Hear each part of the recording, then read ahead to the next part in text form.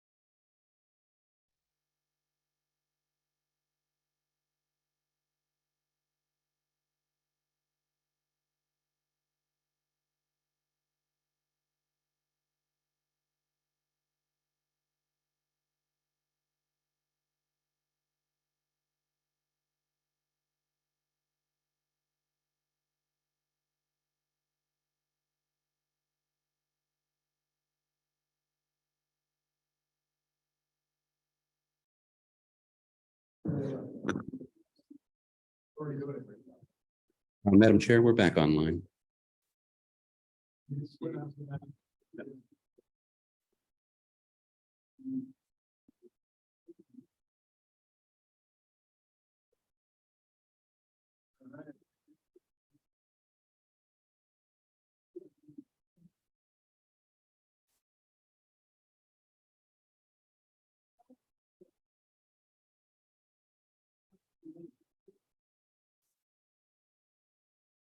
Madam Chair, could you please give a brief summary of what happened right before we cut off, because that got lost in the mix? So just right what we started out with. Thank you. So at what point did we lose it? Was Like, it before? during the Pledge of Allegiance? Yeah. Oh, Yeah. So I guess we should just flat out start Yes. over. Yes. Okay. Okay, if everybody would take their seats. Thank you. Because of the loss of internet and the inability of the people calling in or watching this on Zoom, we're going to start the meeting over from the beginning. So if everybody would stand, please, we'll do the Pledge of Allegiance again. Thank you. Pledge allegiance to the flag of the United States of America, to the republic for which it stands, one nation, under God, indivisible, with liberty and justice for all.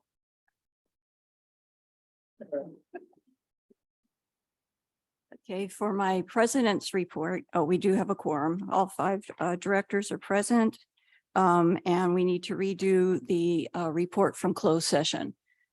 Thank you, Madam President. At the January 12th closed session, the board discussed the acting general manager's performance and also discussed issues related to the employment of a new general manager. There's no action to report. Thank you. Thank you.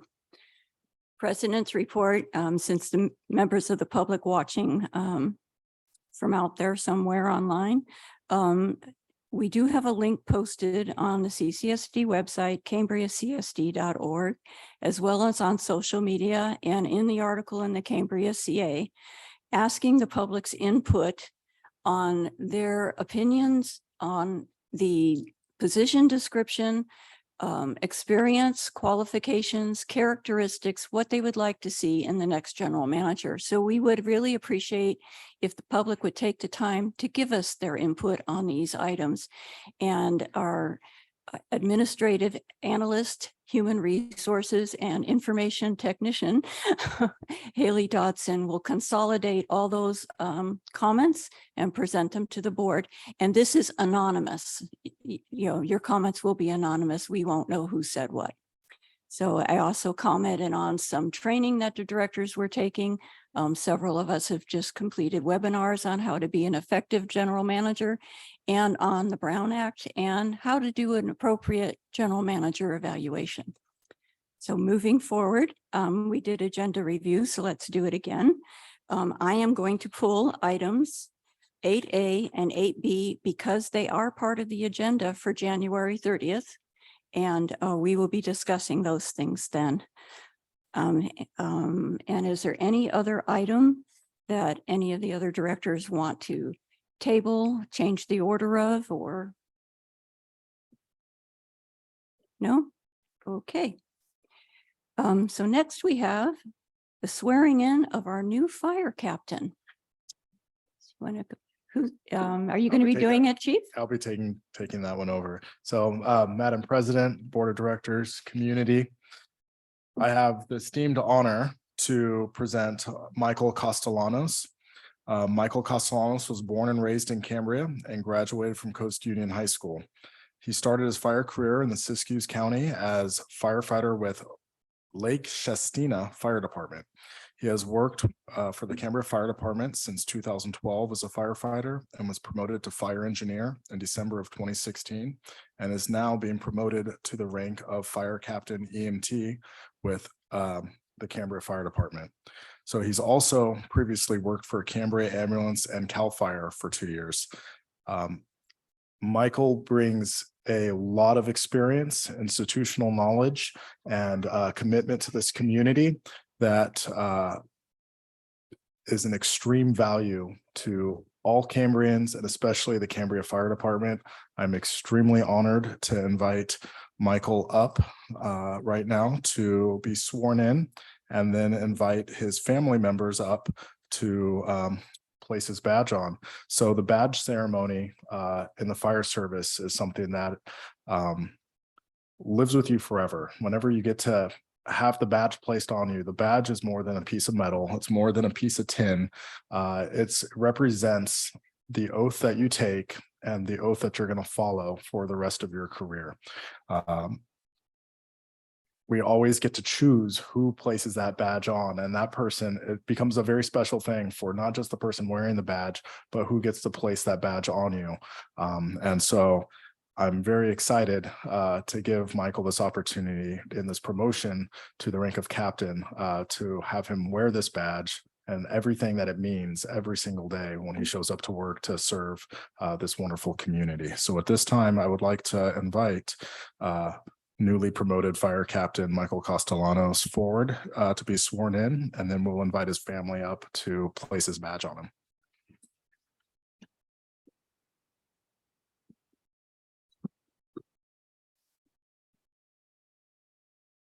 Chief Vincent, would you like to have the rest of the crew come up and be a background for him? Absolutely. Come on up, guys. You guys want to line up behind him?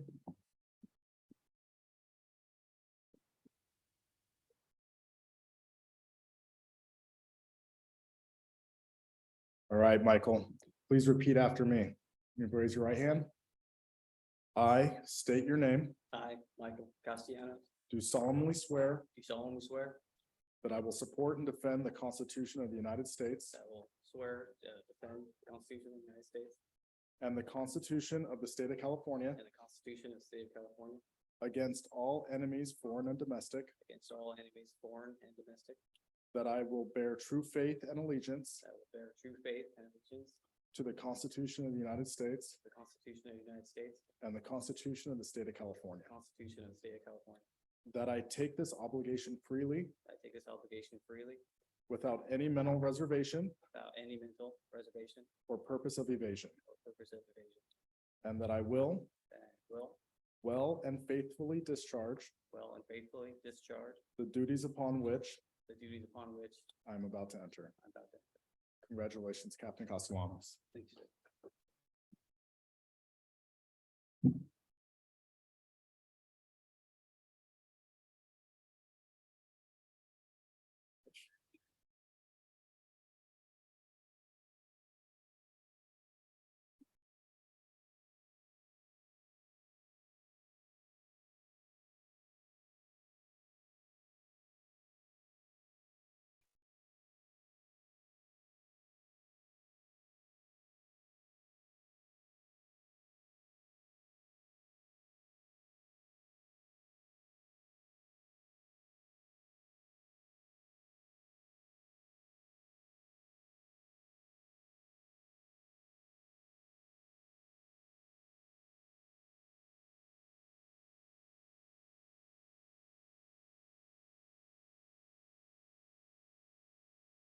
And on behalf of the fire department, we have a few gifts here. Here you go. And here you go. And it's never easy being a fire wife. It's long hours. It's a lot of parenting by yourself. And we as a fire department, and whether it's a fire wife or fire husband or significant other, realize the sacrifices that you make. And so along with the congratulations to Captain Castellanos, we want to say thank you for supporting the family when he's away, dedicating his time to keeping this community safe. So thank you so much.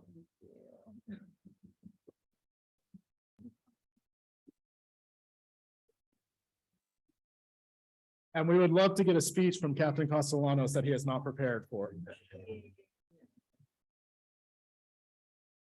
Well, thank you for being here. Thank you for this opportunity. Thanks for dealing with my kids. It's right in the middle of the nap time, so it's been crazy. It's an honor to serve this community I grew up in. So thank you very much. And thank you and congratulations. Thank you.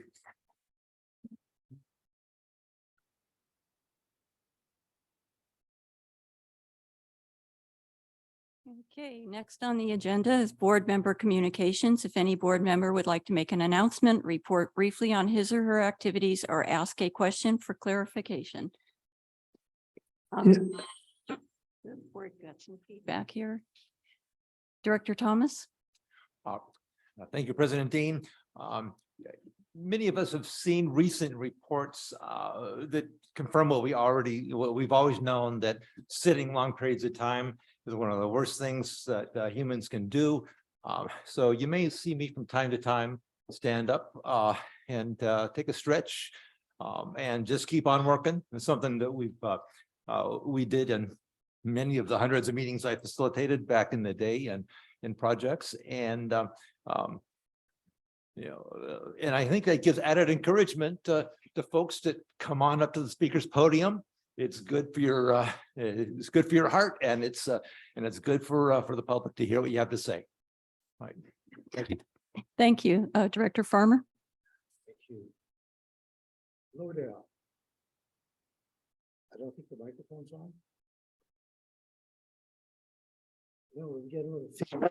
There it is. I just want to follow up on something I said at the meeting last week with regard to the performance of staff during the recent weather calamity that we had. And all of the departments were out doing yeoman's work to the point where, a number of folks, especially in wastewater, were up all night taking care of things that were falling apart or about to fall apart. And other than the electricity going out, which obviously staff has nothing to do with, we at home, the water kept running, the toilets flushed, and folks were out there making sure that everything was held together. Like I say, spending many more hours than normal doing that. So we were inconvenienced as little as possible. And I just wanted to acknowledge the amount of work that staff did during the weather calamity that we had. I just felt like doing that again. So thank you. And I echo Director Farmer's sentiments. I thank everyone, and I thank Chief Vincent too for upstaffing his department as well and keeping the public alerted on the website and on social media of everything that is going on. Yeah. So thank you for that too. Yeah, and I second everything that has been said by Director Farmer and President Dean. I'd also like to add on the communication topic. Yes, the communication was superb to the public, and I'd urge people, and not many people here, but people who might be listening to this, that our email list is very robust, and if you're on it, you'll get notifications all the time about what's going on. Like you got during the storms, and also our business. It's a great way to keep in touch with what we're doing, and it's on our website. I don't know exactly where it is on the page, but it's down towards the bottom. There's a sign up button that you just put your email in. It's a great resource for you. Thank you. And it's a little green button, and it's on the bottom of every page on the district website. All you have to do is click on it, and there's a list of all of the things that you would like to receive emails about, including emergency alerts and what's going on with the fire department. So, and Director Scott, Thank you, Madam President. Am I on? you pull it closer to you. Am I on? Hello, hello? Yes, okay. We've been talking about communication and how important that communication is. There's another part to communication, and that is that it is not a one-way street. It's a two-way street, and it's about connecting with all of you who are the people that we serve. And so I want you to know that we're available by email. Please get in touch with us if you have questions. I have many new friends, and my husband chuckles every time that I get calls. And I just think it's really important for you to know that we would like to connect with you on the various issues that are important to you, even to you personally. Thank you. Again, I concur with what Director Scott said. Okay, is anybody else? Okay. Next is public safety, and this will be our sheriff's department report. I'm not sure if he is here. I don't see him via Zoom. Okay, the written report is in the agenda packet. So if anybody is interested, it is in there. I don't think we have to read it out loud. No, okay. Okay, so next on the agenda is the fire chief's report. Chief Vincent. Thank you, Madam President, Board of Directors, community. We'll pull up the fire chief's report as I do have a PowerPoint presentation to provide today. As soon as that is live, we will begin.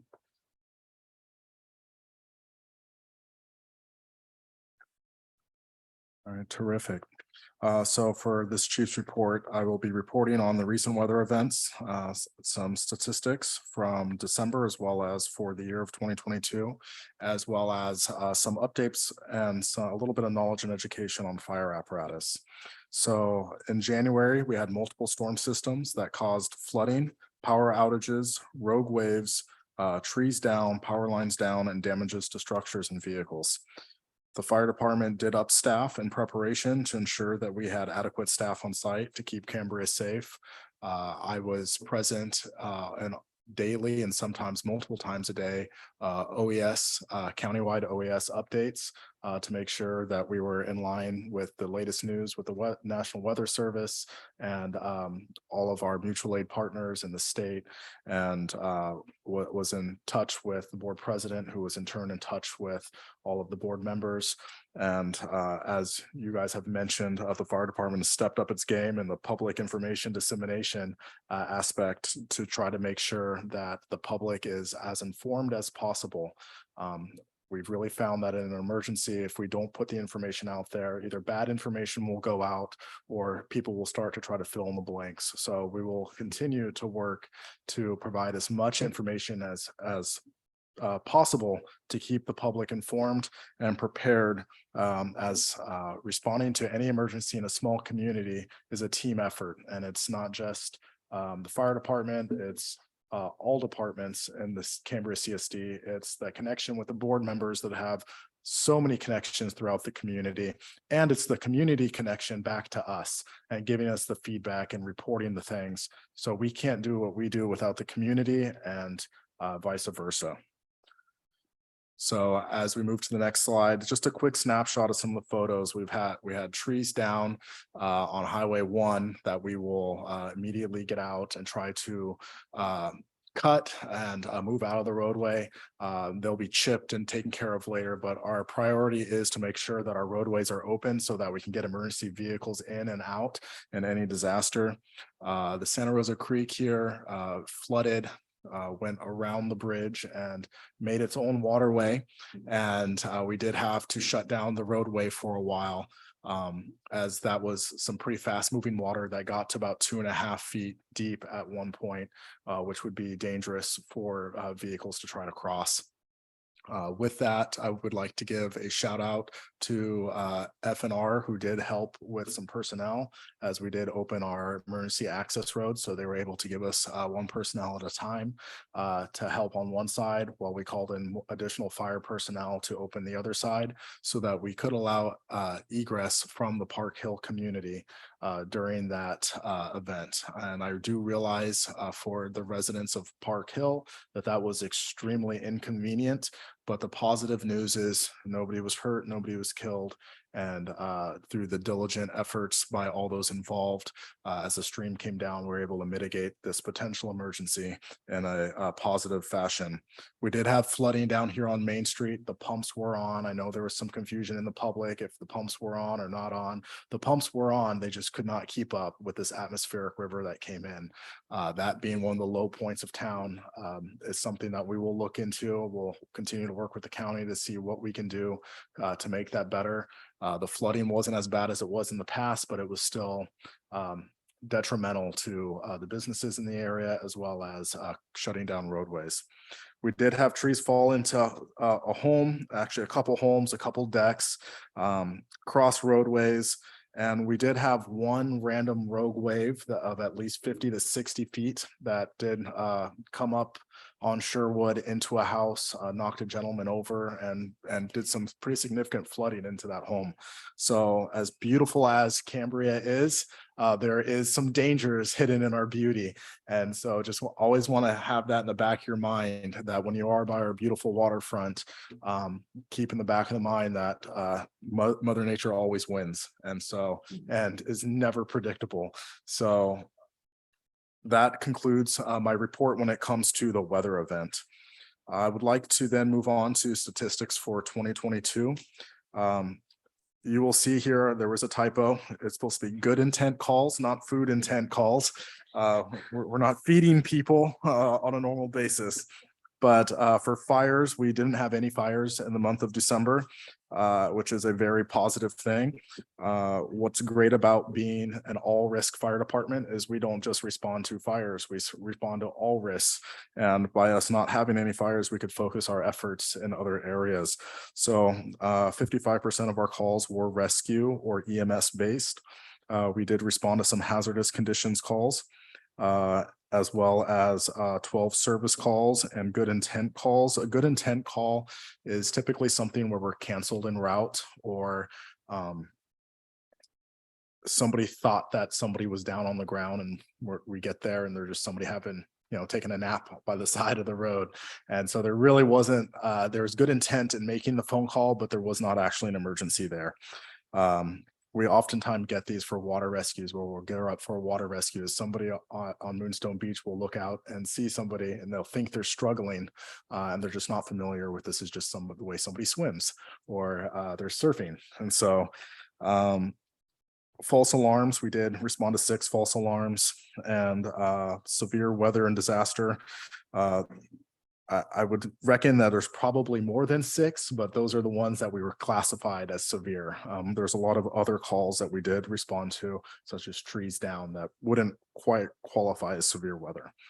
As far as the breakdown of our calls, residents, and this is when it comes to EMS, 34 of the transported people that we responded to were residents of the Cambria Community Service District, and 12 were non-resident.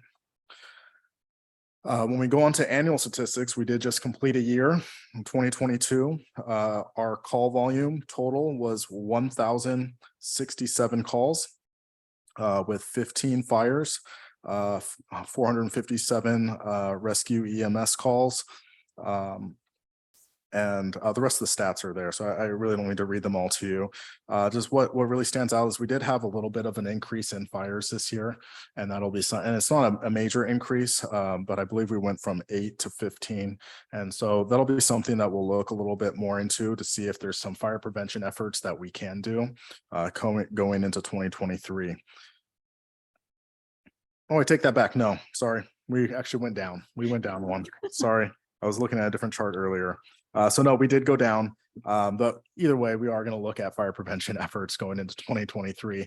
The best fire to have is the one that's prevented and never occurs. And so as we keep that down, that will be a positive. I do want to share some good news, is that for the last 6 years, we've been trying to donate our old surplus fire engine. Due to an issue with being able to get the title for that from the DMV for that surplus engine, it just wasn't taken care of. I was able to go sit at the DMV for a while, and that was not a fun experience, but in the end, we were able to finally get the title put in our name. We got the pink slip, and we were able to make a wonderful donation of our fire engine to some firefighters in Mexico. So on January 7th at 4 p.m., they officially received our Cambria fire engine. This is the very first fire engine for this fire department. They had previously been using some pickup trucks and some buckets. They're extremely excited, as this is outside, it's outdated technology for us.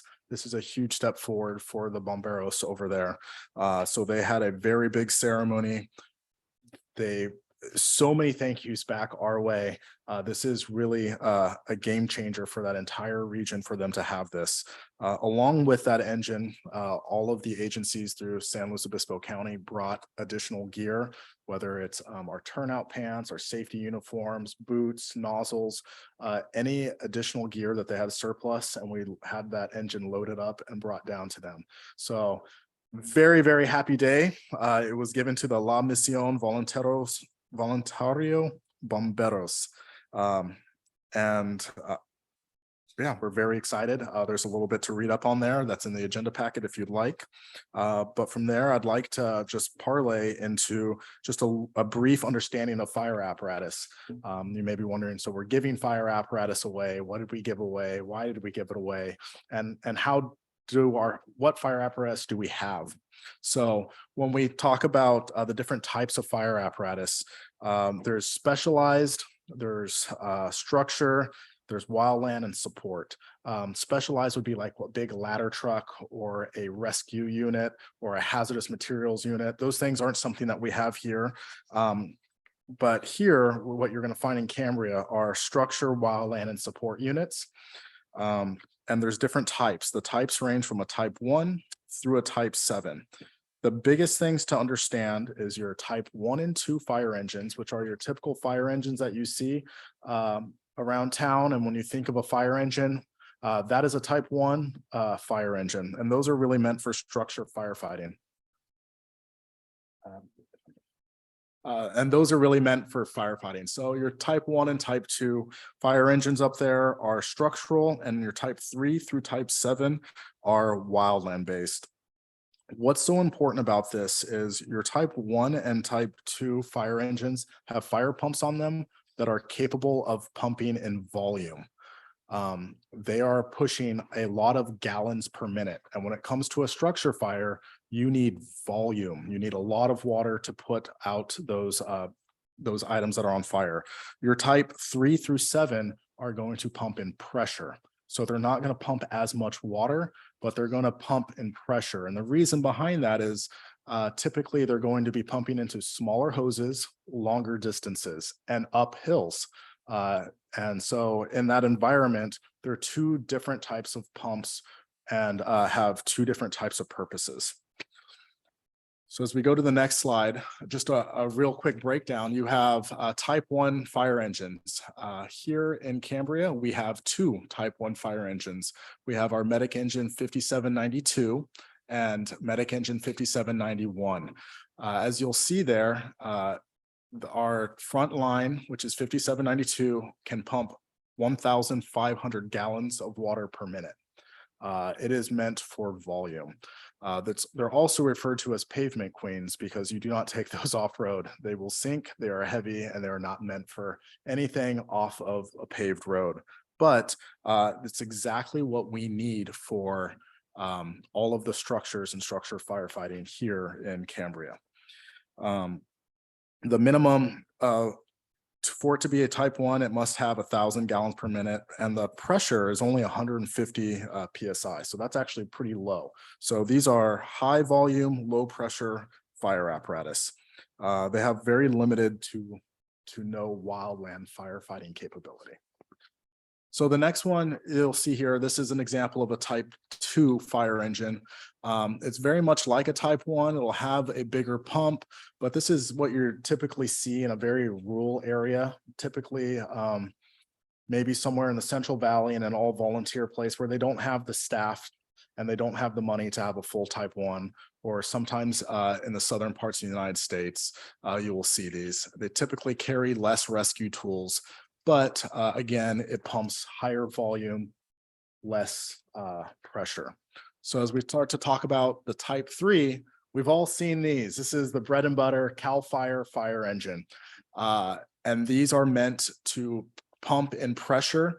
A lot of times they'll try to get a pump that can do a little bit more volume, but they're not at the same capability when it comes to structure firefighting.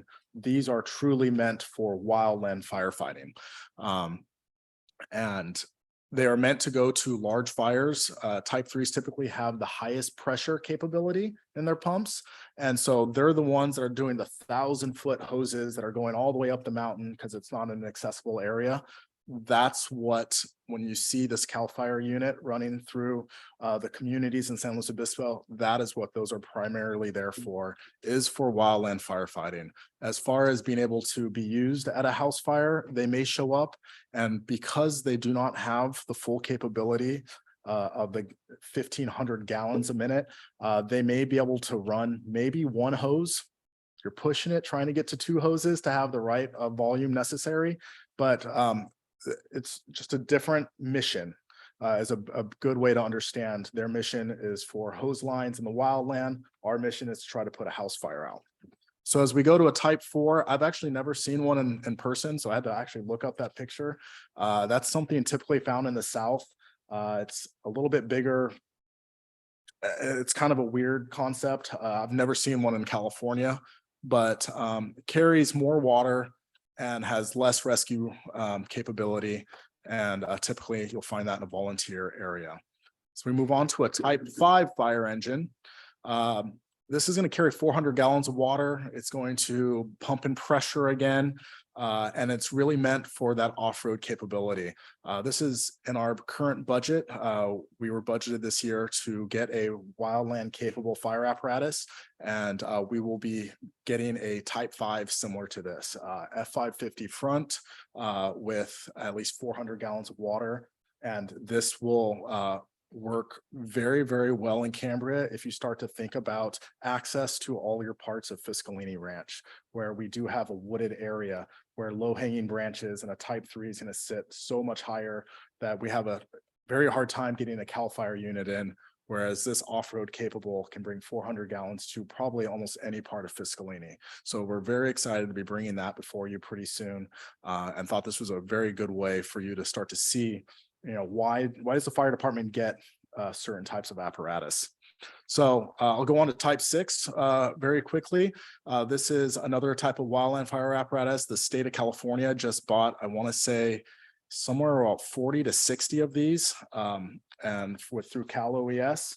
And this is kind of the wave of California now switching to type 5s and 6s. This is going to carry a little less water, but again, pumps in pressure and is going to allow access to a lot of the overgrown areas. And then as we go to a 7, this is just basically what's used for like a rural fire chief. It's going to have maybe 60 to 80 gallons of water in the back, a very small pump, and is going to, you know, isn't really good for anything beyond a small little fire by the roadside.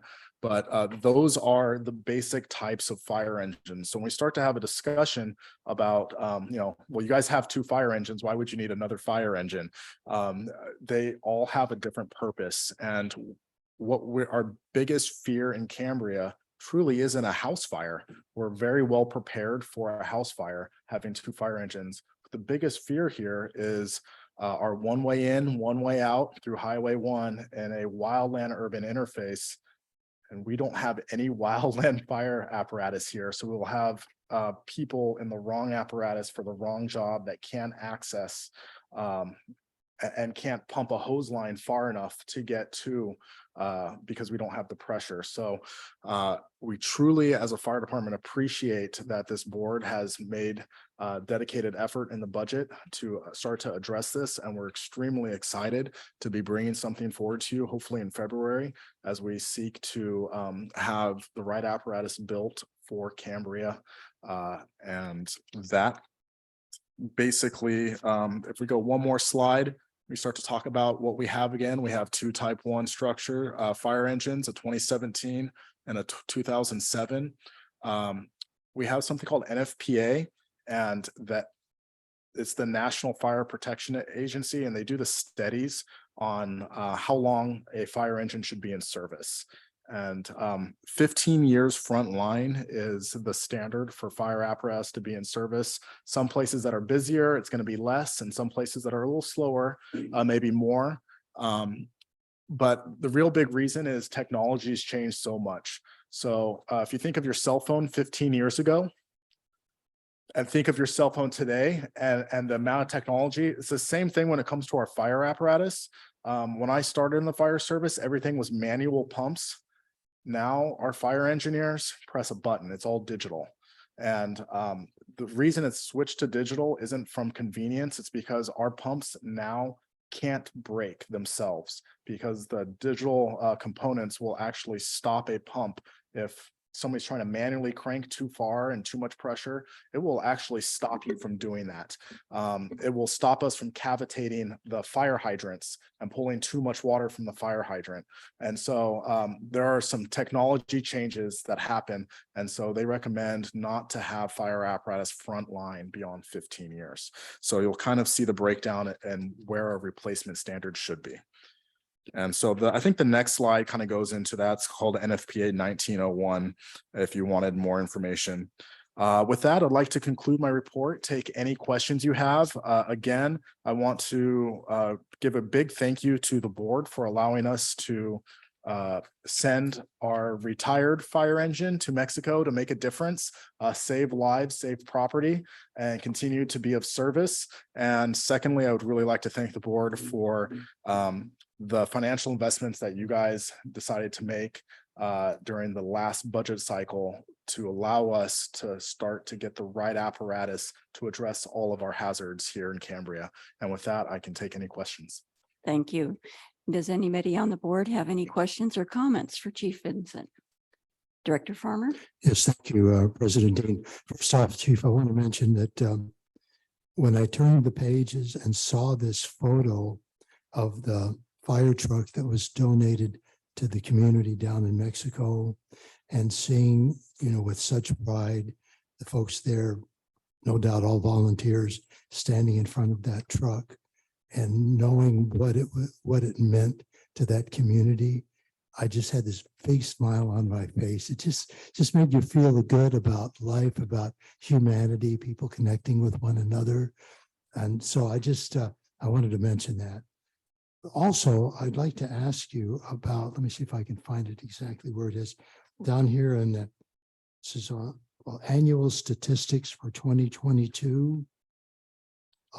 So I'm noticing, and thanks for clarifying, because I was going to ask you about the food intent calls, so thank you about that. But I wanted to ask you about that, therefore, that good intent calls went up almost 100 from 2021 to 2022.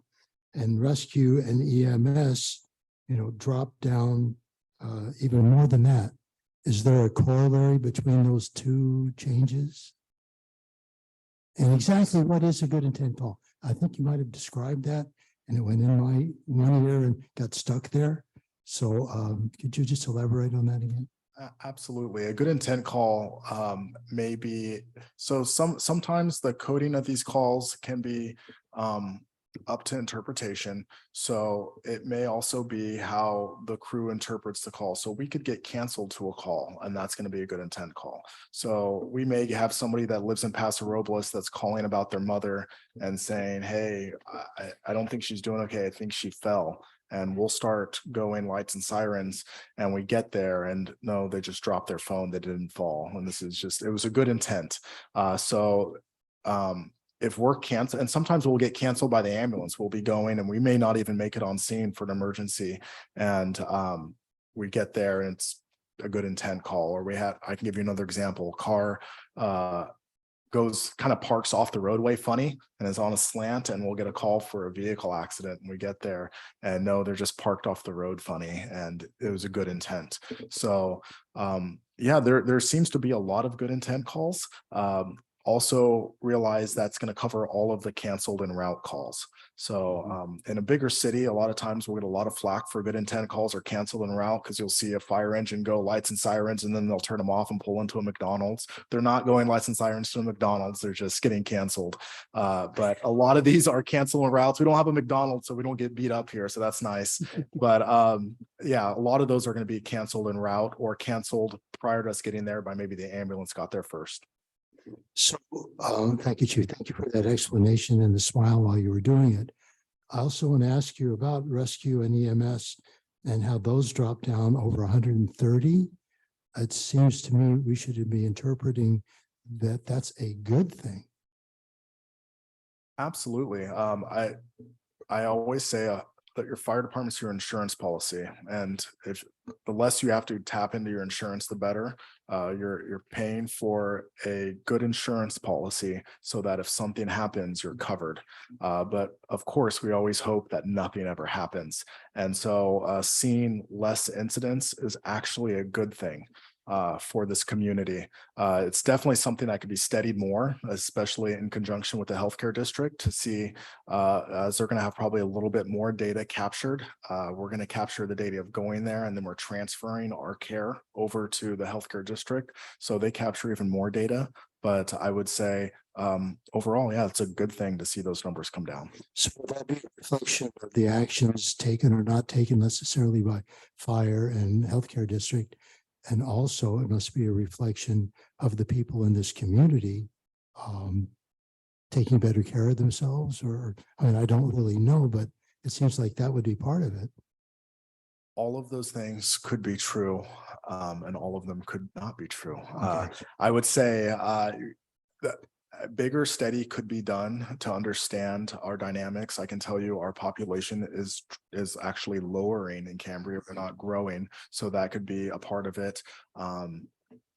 There's a lot of factors. Hopefully there's people that are getting better care of themselves. A lot of times we have people that frequently use a system, and when those people are no longer around and frequently using a system, you'll see fluctuations in call volume there. So but all of the things you brought forward could absolutely be as well, and that would be something that could be dive deeper into. My goal is this next year to be able to provide you an annual report. I really wasn't here long enough to have enough basis to do so this year, but I plan to do an annual report for 2023 where I can look deeper into some of these statistics and give you a better answer when we have a full year of proper documentation. All right. Thank you, Chief. Thank you. Director Scott? No? Okay. Yeah, we have a pretty full agenda. Director Thomas? Thank you, President Dean. I have three separate questions. They're kind of distinct. Would you like me kind of one at a time and then allow the chief to respond? Yes. So first, question with Los Bomberos, did we provide, or did we have the opportunity to provide some training so that they can fully utilize this? Absolutely. So there is a group that we work through, and a retired fire captain that you'll see in the picture there, the gentleman with the white mustache that looks similar to mine, which means he's a little salty and a little bit more seasoned. He's actually going to be providing the full training. They made sure that our pumps are working and everything is ready to go. So they will receive full training on that apparatus and the gear that they received. Thank you. And I was a bit confused. The table, the explanation that the wildland fire equipment have higher pressure ratings, obviously to get more feet of head to go up hills.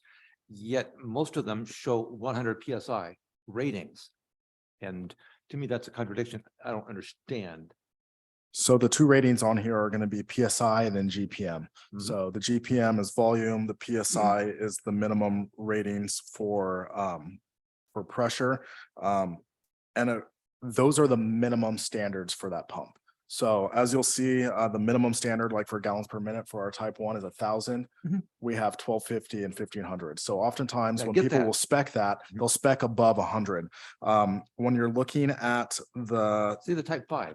the type 5, yes. So 100 the one, PSI. yeah, ours will be spec'd to be higher Okay. than that. But that is the minimum to meet the federal standard is 100. Ours will be spec'd to have a higher, I think we're shooting for 250. But the kind of the reason behind why you're seeing the 5, 6, and 7s a little lower is they have better access. So a type 3, you saw how big those are. It's not going to get very far off road. It's top heavy, you can't really go up hills. But those type 5, 6, and 7s can drive all the way to the fire. So they're typically not having to pump 1,000 feet. They're only pumping 200 feet because they're able to get closer to the fire. And so they do something called mobile attack, where they'll literally be driving and have a firefighter walking next to them with a hose.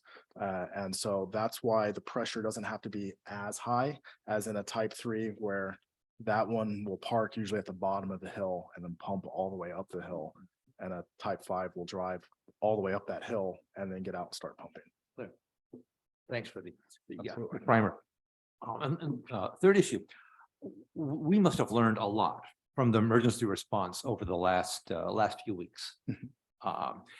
And I know the entire community is just so grateful, both for the actual response and for the communications that, from what I can see, have been unparalleled in CCSD history, or my frame, at least the last few years.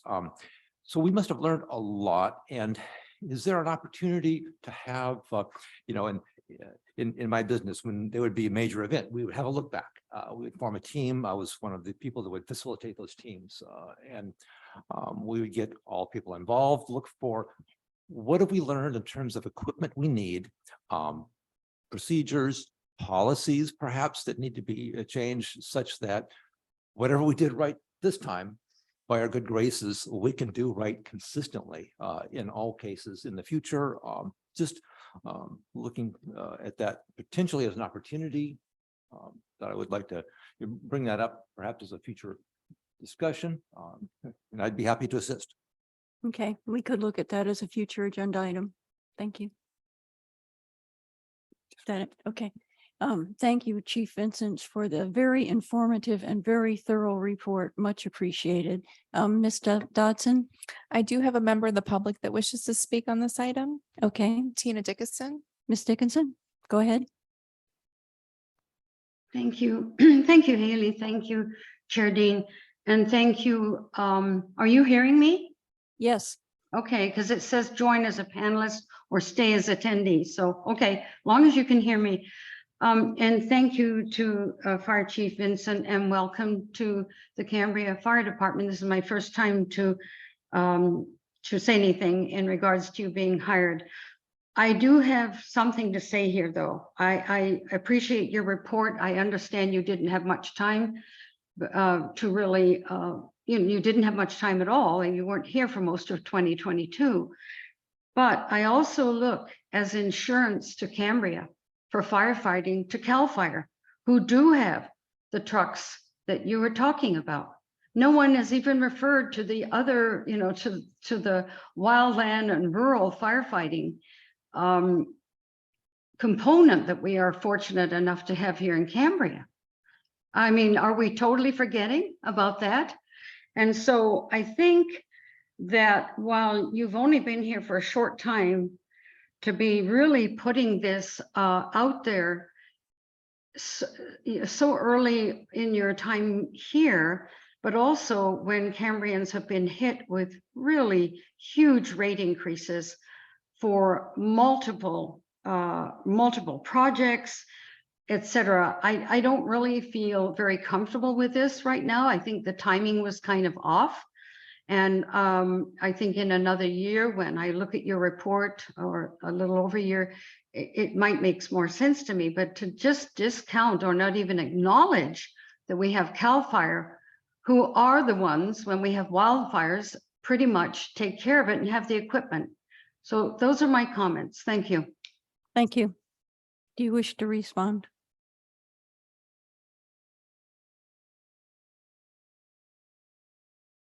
I guess I can just briefly say that we appreciate everything that CAL FIRE does. Their station that is located here is not actually here to serve Cambria. It's actually here to serve everything north of Cambria. We do have a wonderful working relationship with mutual aid, and that is amazing. And so it's wonderful that there is one station staffed with maybe 2 people on duty. Sometimes there's 3, sometimes there's 4, but there is one station. And it is important that we work together. And in a large wildland fire, it'll be extremely important that Cambria Fire Department as well as CAL FIRE work together to mitigate any type of fire that happens in or around Cambria to ensure that all Cambrians are safe. But we love our brothers and sisters in blue at CAL FIRE, and they have a great working relationship with us. Thank you. No more public comment on this item, Ms. Dodson? No. Okay. Okay, next item on the agenda is public comment on items, any item of interest within the jurisdiction of the board, but not on its agenda today. Does anybody wish to make public comment on items not on the agenda but under our jurisdiction? I have no comment slip, so Ms. Dodson. I don't see anyone wishing to speak via Zoom, but I do have one written comment to read. Okay, It's from Lauren Younger. Zoom is quite wonderful and I encourage its continuance. I am curious, though, if it causes any problems for the board or staff, please specify if it does. thank you. I don't think it causes a problem, but okay. Director Farmer. Yes, thank you. President Lee, I know you mentioned earlier that we have a full agenda, but I need to speak anyway. So first I want to ask Haley, how many people are attending via Zoom and who are they? We have 17 attendees. We have 2 that are the AGP boardroom, Christine Heinrichs, Courtney Long, Crosby and Laura Swartz, Dick Clark, Gordon Heinrichs, Jeff Wilson, Jim Berenger, Jim Green, Kathy Tanner, Kayla, KT, Lauren, Tanner Shelton, Ted Harris, and Tina Dickinson. And I may have one more comment. Let me read Christine Heinrich's email. Okay. real quick. Hold on.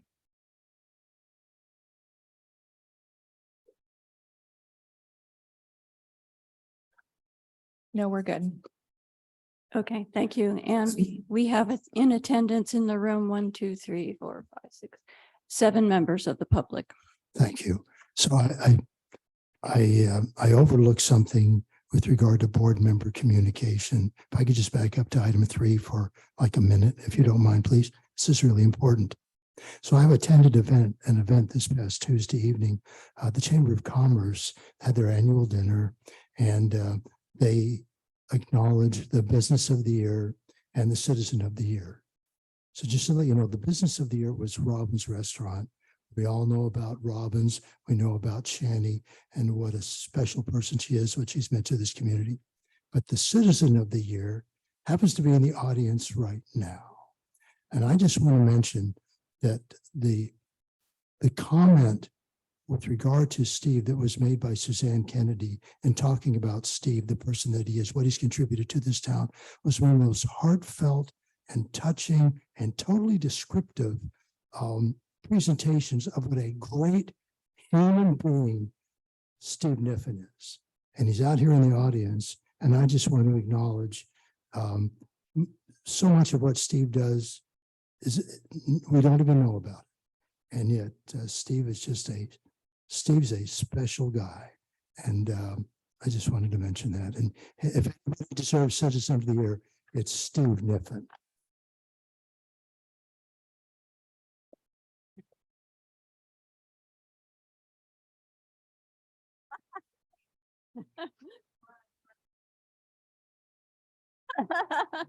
Well, congratulations. And you certainly deserve that award.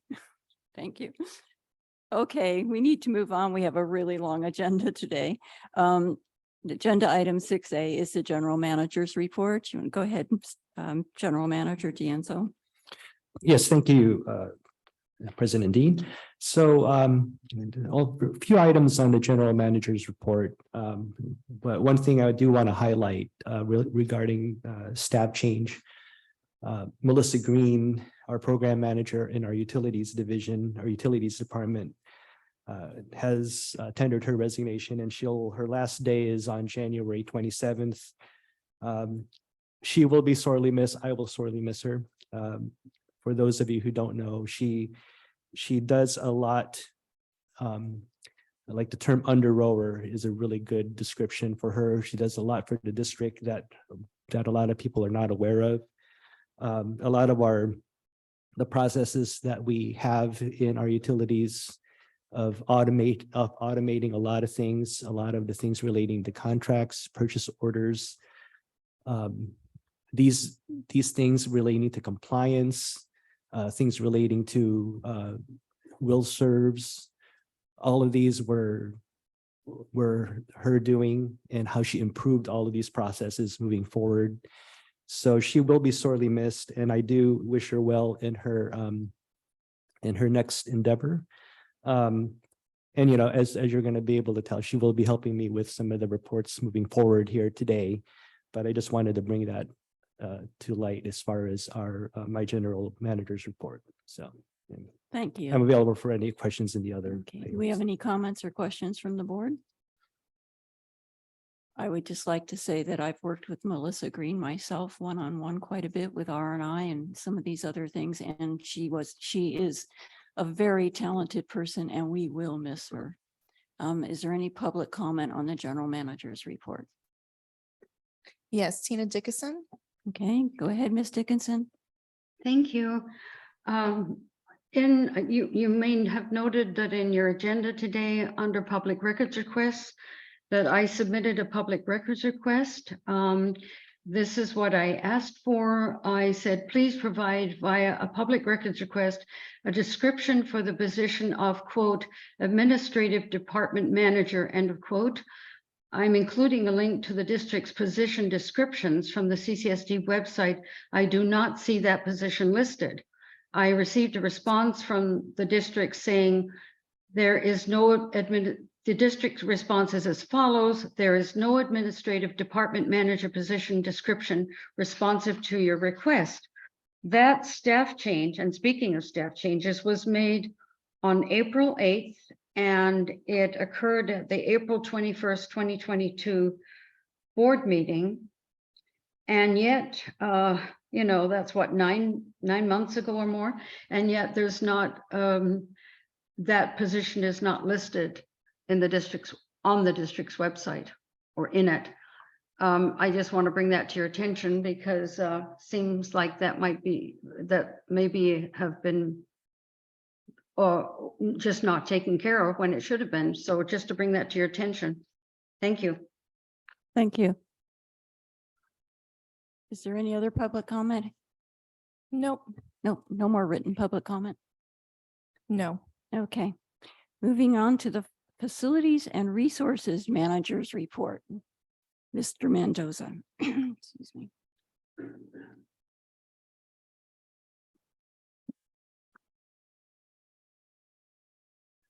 Hey, how's everybody doing? A little loud. Get this away a little bit. So thank you for the opportunity to provide a report for the Facilities and Resources Department for the month of December. I've got a few slides to show you. I'll try to keep my presentation as short as possible.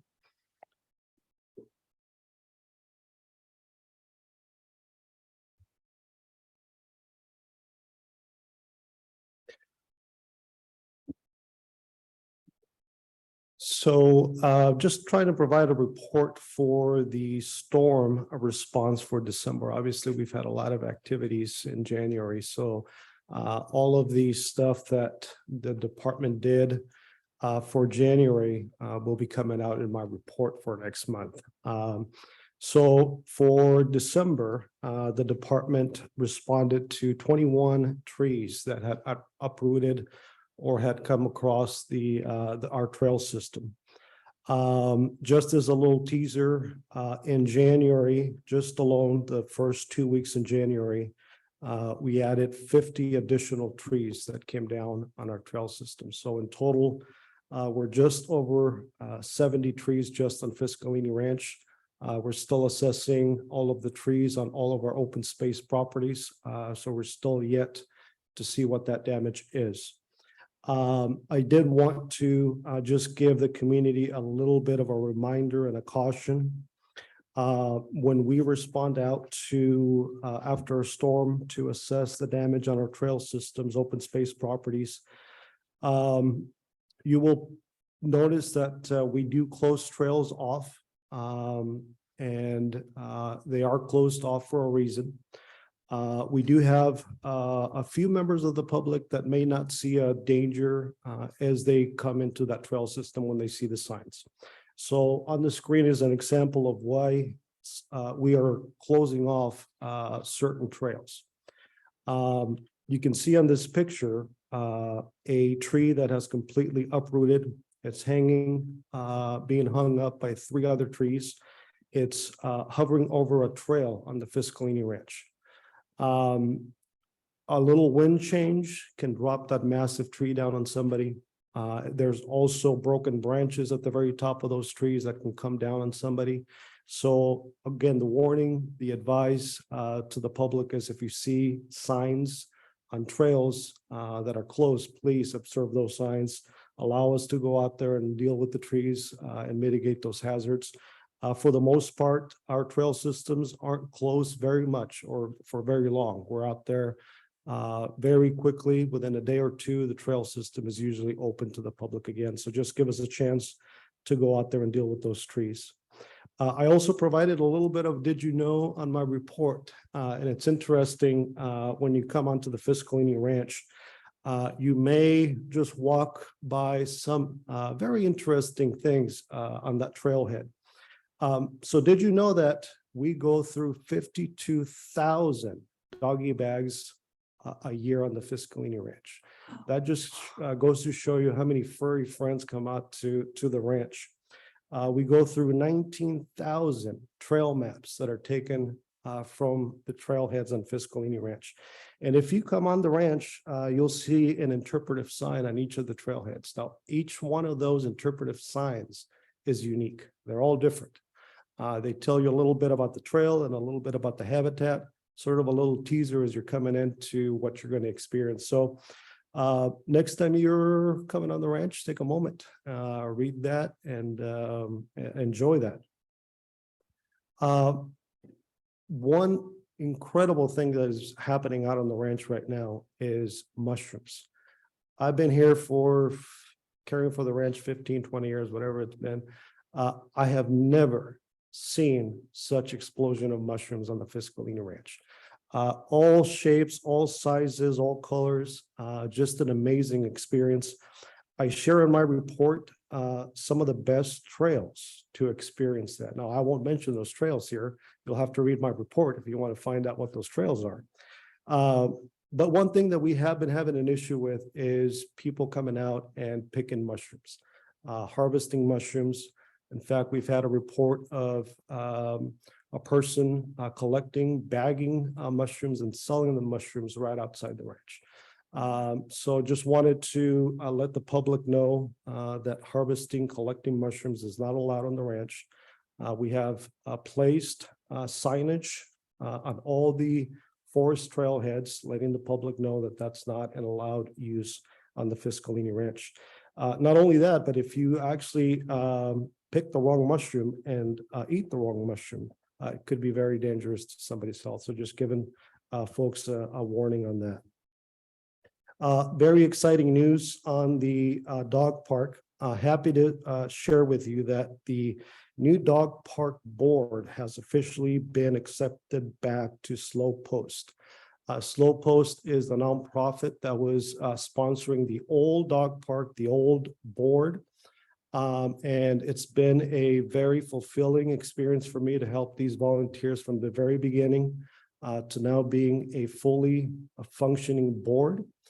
Because they are now a member of Slow Post again, the bank account and the money that was there for the old dog park is now available for the new dog park.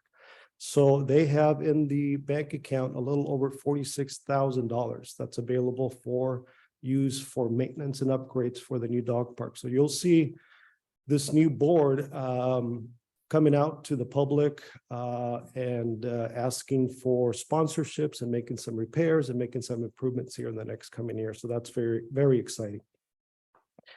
I also wanted to give you a little bit of an update on a challenge that the department has been having. I mentioned in my report that in the month of December, we spent a significant amount of time inspecting our trails, open spaces, parks, Fiscalini Ranch, and we discovered that we had 10 encampments on our property. Some of those were very, very large encampments.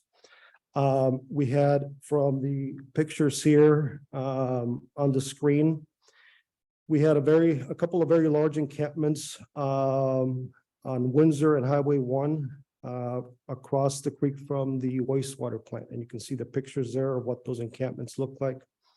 We had a number of encampments across Cambria Drive and Highway 1 and on Fiscalini Ranch, which you see the pictures there on the screen as well. We had a very large encampment on Ramsey Road on one of our open space properties, bordering Highway 1 as well. And you can see the pictures of those that encampment there. And then we had an encampment at the Pocket Park on Center Street. We discovered these encampments in December. We made contact with all the individuals, or at least as many as we could find. We engaged the community action team, that's the sheriff department team that responds and tries to help the unsheltered members of our community. They visited these encampments and offered shelters, assistance for all these individuals there. We posted notices of eviction, at least gave them 3 weeks notice. Typically it's 72 hours is, what you're allowed. We do provide extra time for these individuals. This Tuesday, we started with the cleanup. We were assisted by the CHP, the Sheriff's Office, Caltrans, a contractor, and our department. We had 4 dump trailers, 1 dump truck for the cleanup. And we started off from the pictures here at the Pocket Park on Center Street early in the morning. From there, we went to Windsor and Highway 1, and you can see the pictures here of the assistance that we received from law enforcement, along with all of the equipment that was used for the cleanup of those encampments. From there, we moved on to Cambria Drive and Highway 1. And from the pictures that you see here, you notice that there is no equipment being brought into these encampments. So all of the cleanup is being done by hand. All of the items are being bagged. They're being walked out to the street, to the highway, to the trail system, because of the sensitive area where these encampments are, because of the terrain, of how bad the terrain is. There was no other way but to do it by hand. From there, we moved on to the Ramsey cleanup, which was a very steep, very hard cleanup to do. If you've been on Ramsey Road, you see that down below is just a cliff. So all of that, all of those items have to be roped and brought up to the street to clean that up. Overall, we cleaned about 80 yards of trash and about 10 yards of personal belongings that are being stored at the facilities yard at the moment. Some of the items that we typically find is what you see in these pictures: fire pits, gas cans, barbecues, propane tanks, drugs, syringes. One of the camps had some gun ammo as well. So all of that was turned over to the law enforcement and cleaned up as well. I'll end my slideshow here and I'll finish with an additional comment on the encampments. So with these 10 encampments, our department has now cleaned up in the past 4 years 160 encampments. So that is about 40 encampments a year. Let's call it 4 encampments a month. It certainly has been a challenge for us, and those numbers could be 2x, 3x as bad. Our department has spent significant amount of time every month inspecting our facilities, our parks, to try to prevent folks from camping, or at least try to not have these camps be as large as they could. I did want to just mention one thing. I'll try not to get too personal on it. There was some urgency for us to clean up these encampments. As I showed in the pictures, a lot of these encampments were right along the creek. Over the years, I know by name, I've gotten to know a lot of the individuals in the community that are unsheltered. We've sort of built a little bit of a relationship with them. I had sort of the obligation to at least go out and inform them of the danger they were in. So before the storms happened, my staff and I went out and talked to the individuals that were along the creek, just to warn them of what was coming. Unfortunately, none of them moved. We had about 4 encampments that were either partially or completely washed away by the storms in January. At least they were warned, and I'm happy to say that even though their stuff is gone, none of those individuals was hurt. They're all doing okay. So I'll leave it at that, and I'm happy to answer any questions. Thank you, Mr. Mendoza. And thank you for your compassion and going out and warning them. I did see some quite close to the creek and I was concerned, so thank you. Does any members of the board have any questions or comments for Mr. Mendoza, Director Thomas? Just brings to mind. Now, what can we do in the community to provide safe haven? Perhaps a future discussion. Okay. Anybody else? Good for a future discussion. Ms. Dodson? I just have one member of the public that wishes to speak. Okay, Tina Dickinson. Ms. Dickinson? Thank you. And thank you very much, Carlos, and your crew again. You just do amazing work, and I really appreciate it. I can't even begin to imagine how difficult this is. And if there's any one area that needs more attention, it is this. And I hope that the board, instead of, well, I want the board to address this as Director Thomas, I believe, just did, that we need to dig deeper into this and help Carlos and his crew. And I also want to make take a moment to thank Carlos for helping my husband and I to get out for a very important test that I had to have done at French Hospital on Monday, January the 9th. And we were able to get out thanks to Carlos and a member of the fire department who were at the fire trail from Seacliff Estates. That's how we got to the hospital. That was the way we got out, and it wasn't easy, but I want to thank him for allowing us that access that day. Okay, thanks. Thank you. Second, Ms. Dodson, did we lose the internet connection again? No, we're good. I just promoted them as panelists. Oh, okay. Thank you. I saw something strange on the screen, so I was just making sure. Did we have any more public comment or written comment? No. Anybody in the audience? No? Okay. Thank you very much, Mr. Mendoza. Okay. Agenda item 6C, the finance manager's report. Thank you, President Dean. For this month's finance manager report, I would like to highlight the Low Income Household Water Assistance Program, nicknamed LEWOP. This is a federal low income assistance program that offers a one-time payment to assist residential customers with past due water or wastewater bills. There is no date restriction for when the overdue amount occurred. So it's not tied to any relief efforts for COVID or any other event. So if you're having trouble paying your water bill or any residents are out there, we encourage you to apply for this program.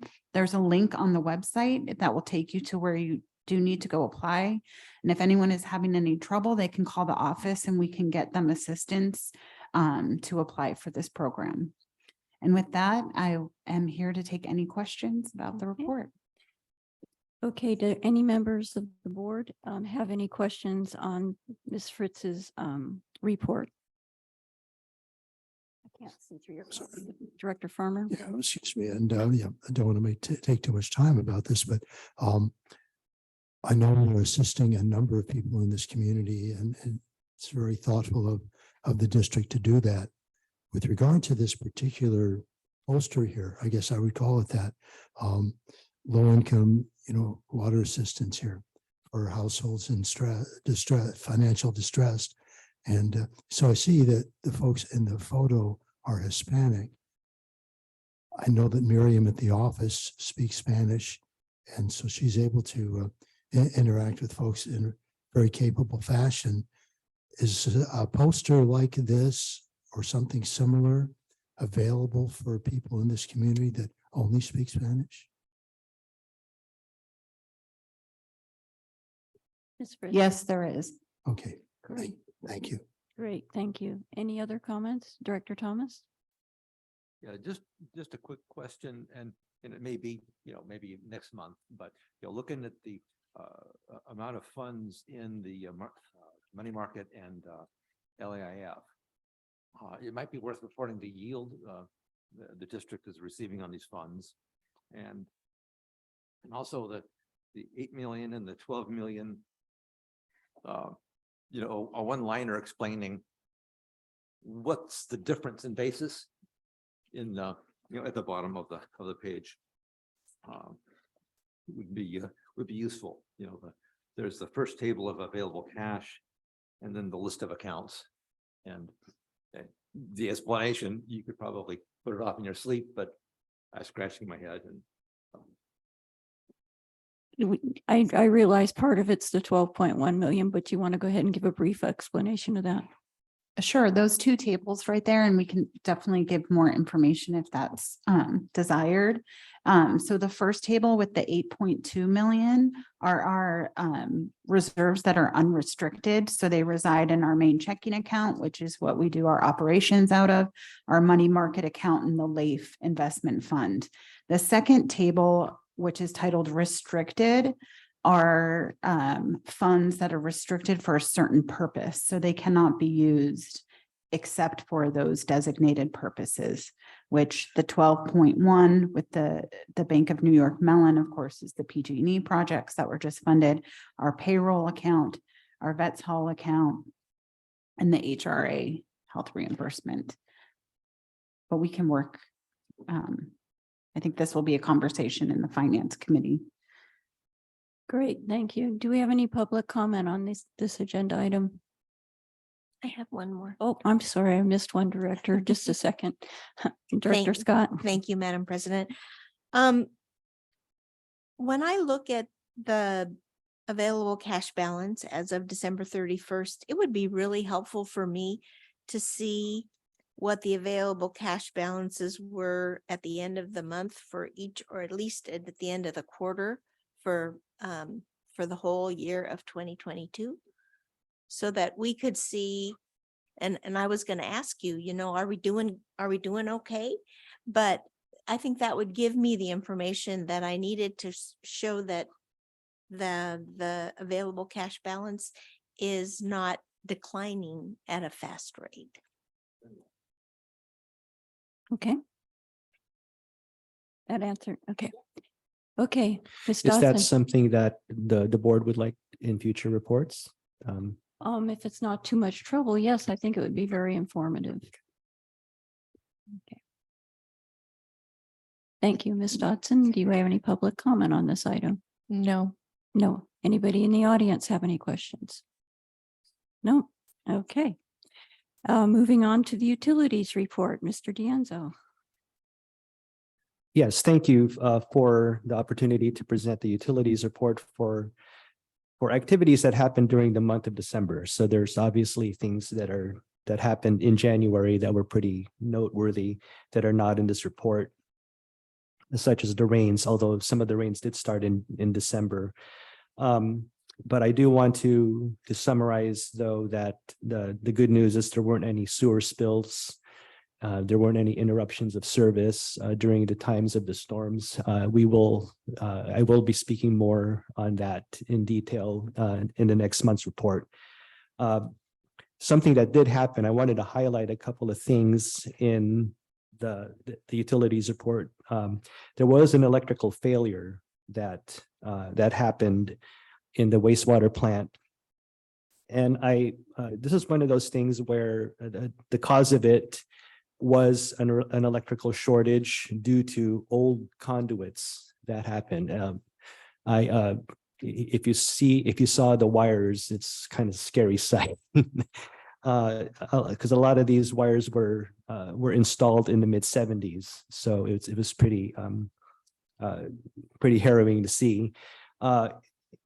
even though a lot of our electrical issues will hopefully be addressed, a lot of it will be addressed, I should say, in the wastewater treatment plant projects moving forward. There are these different conduits that are still in the ground that feed different equipment that aren't part of the project, and this is one of those examples. The takeaway though for this is that the problem is fixed. New conduits were installed, new wires were pulled, so there that particular issue is working now and working well. The other thing I wanted to highlight for the water department is that we did a sanitary survey through the regional water, through the State Water Resources Control Board, I should say, representative from the drinking, the department, the Division of Drinking Water came to inspect all of our facilities, our water facilities during that one day in December 21st. This is, due to the good work of our water staff. I can confidently say that the inspection resulted in a successful assessment of the district's water system. There are issues that we already knew about, for example, like the Stewart Street tank, which is part of a capital improvement project moving forward. But we got really good feedback from them, and I'm glad that the overall health of our system is good. Wanted to bring that to your attention. Also, there was a service line break that I wanted to highlight because I like that, when one of the board members asked me that a complete repair was completed within 90 minutes of incident notification. And this is one of those things. It's actually a normal response. Our guys get in there. Once they find out about it, it's fixed in usually less than 2 hours. And I personally have officiated these things, and I've seen firsthand how it's done, and it really is impressive. So I'm glad that to report that our water staff is really responsive in that way. Some things I wanted to highlight in the engineering table. So some of these items, there wasn't any activity during the month of December, but I thought I'd let you know where they are now moving forward, because I will be speaking more in detail about it next month. So for example, the in-stream flow study task 1, it said they're finalizing administrative review, preparing to release draft attack. This has been released, and I'll talk more about it next month. Also relating to the Endangered Species Act, Section 7 consultation, we did generate the letter to request a preliminary concurrence that is going to be released in the next few days here, and I'll report more about that next month. The San Simeon Wellfield Transmission Main Project, we have a really good RFP packet that we are generating, and again, I'm hoping that before the end of the month, we'll release that. So I just wanted to, and again, I'll talk more about that in the future. And also on page 40, the pilot project for the zero liquid discharge for Bryan in the WRF, we got good news today that our project was approved, and I will let you know more about that next month. But I did get the email today, so obviously the report will come next month. So I will be talking more about that. And also, I would like to invite Melissa Green to talk about the chart on page 41 of your packet. This has been requested by your board, and Melissa will give a brief explanation of the generation of this chart, and also the chart on page 55, I believe, of our packet. And the other, and as far as also the potable water shortage table, I will be talking more about that on when we talk about item 8 I believe it's 8D. Oh no, 8F, I'm sorry. So I'm not going to discuss that at this utilities report, but I will discuss it when I discuss 8F. But Melissa, if you can please. Yeah, no problem. I'm gonna be sharing my screen. So let me see if this works.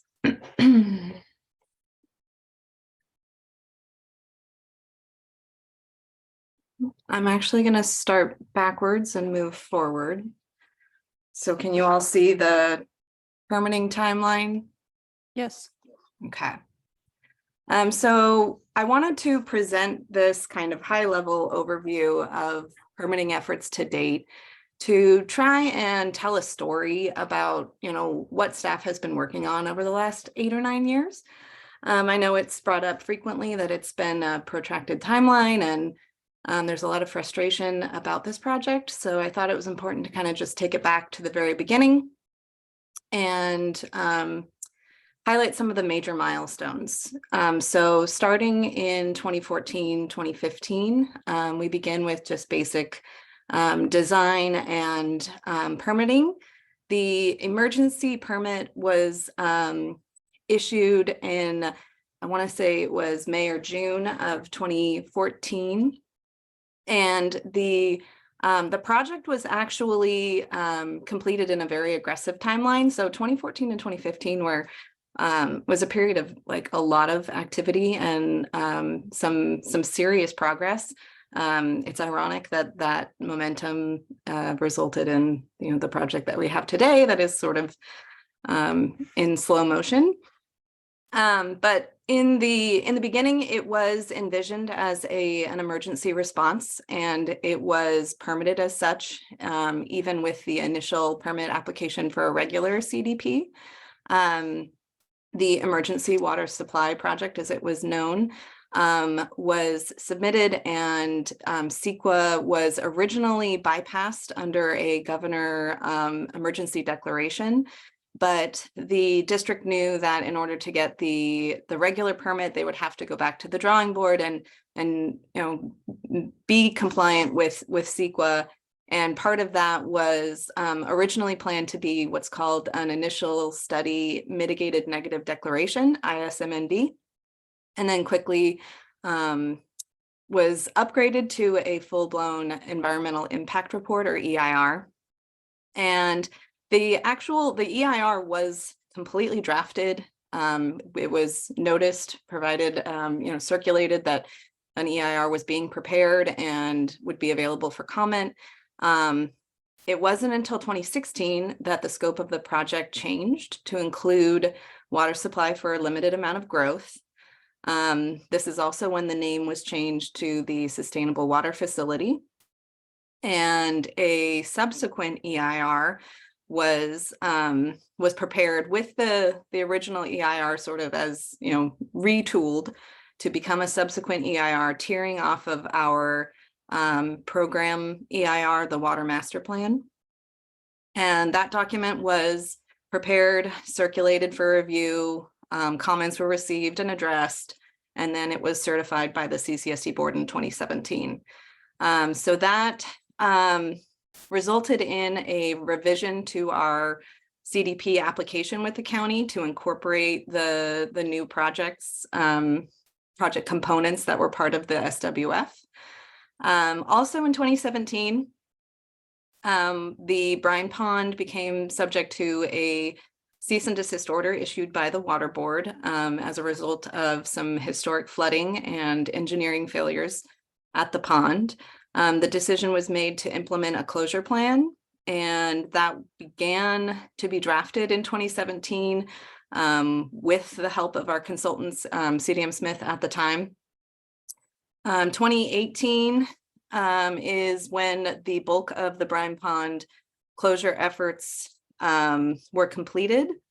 And in 2019, the brine pond was fully cleaned out, and its order from the regional board was terminated. Also in 2018, staff met with the Coastal Commission, and a topic of concern was the siting of the facility within environmentally sensitive habitat area. So it was determined that a feasibility study was necessary to ensure that the district had properly vetted all potential locations and projects, and had in fact chosen the project that was the least impactful to ESHA. That was completed and submitted to the Coastal Commission and to the county. And we also received a similar memo from Coastal Commission staff biologists regarding the quality and quantity of environmentally sensitive habitat area around the project site. That brings us to 2020, when the revised project description that we're currently working with right now was submitted to the county. This was done to remove the brine pond and to substitute that with brine off-hauling, and to include the extension of the lagoon discharge to the creek bank. The county issued an information hold to us in 2020, and we have been slowly responding to that. Some additional studies were required, and I'll get into a little bit of the current efforts in a second. This is also when the project was renamed the Water Reclamation Facility, or the WRF, and the in-stream flow study began for the lower San Simeon Creek. In 2022, staff and consultants worked on completing and presenting the Adaptive Management Plan annual report, and also preparing some recommendations that will be part of the conversation with the natural resource agencies such as United States Fish and Wildlife Services and CDFW, relating to triggers for the adaptive management plan that would result in the WRF being turned off in response to our monitoring. The plan is relatively vague about how those decisions are made. So we were trying to put some science behind it, and that required some additional groundwater modeling and the installation of the piezometers. A new biologist was hired to complete, or to really keep pushing forward the Endangered Species Act Section 7 consultation, which is a complicated process that I will explain in more detail next. Ms. Cleveland from Cleveland Biological had been working with us on that and had completed the adaptive management plan, monitoring and updating. But the scope related to the Section 7 really couldn't be moved forward. So it's not that she didn't complete work that she had been contracted to do. She had to wait until we authorized her to complete those tasks, and we just never got around to that point. So we are now at the point where we are sending copies of the AMP and the annual reports, and initiating some what we're going to call informal consultation with those resource agencies. A brief, look at next steps is to finalize the in-stream flow study report and to get the AMP preliminary concurrence, to complete the Section 7 consultation, the county's CDP decision process, which has, I think, two stages of appeal, and then the Coastal Commission appeal process, which we think is pretty much a guarantee. So going back to, let's see, what's happening now.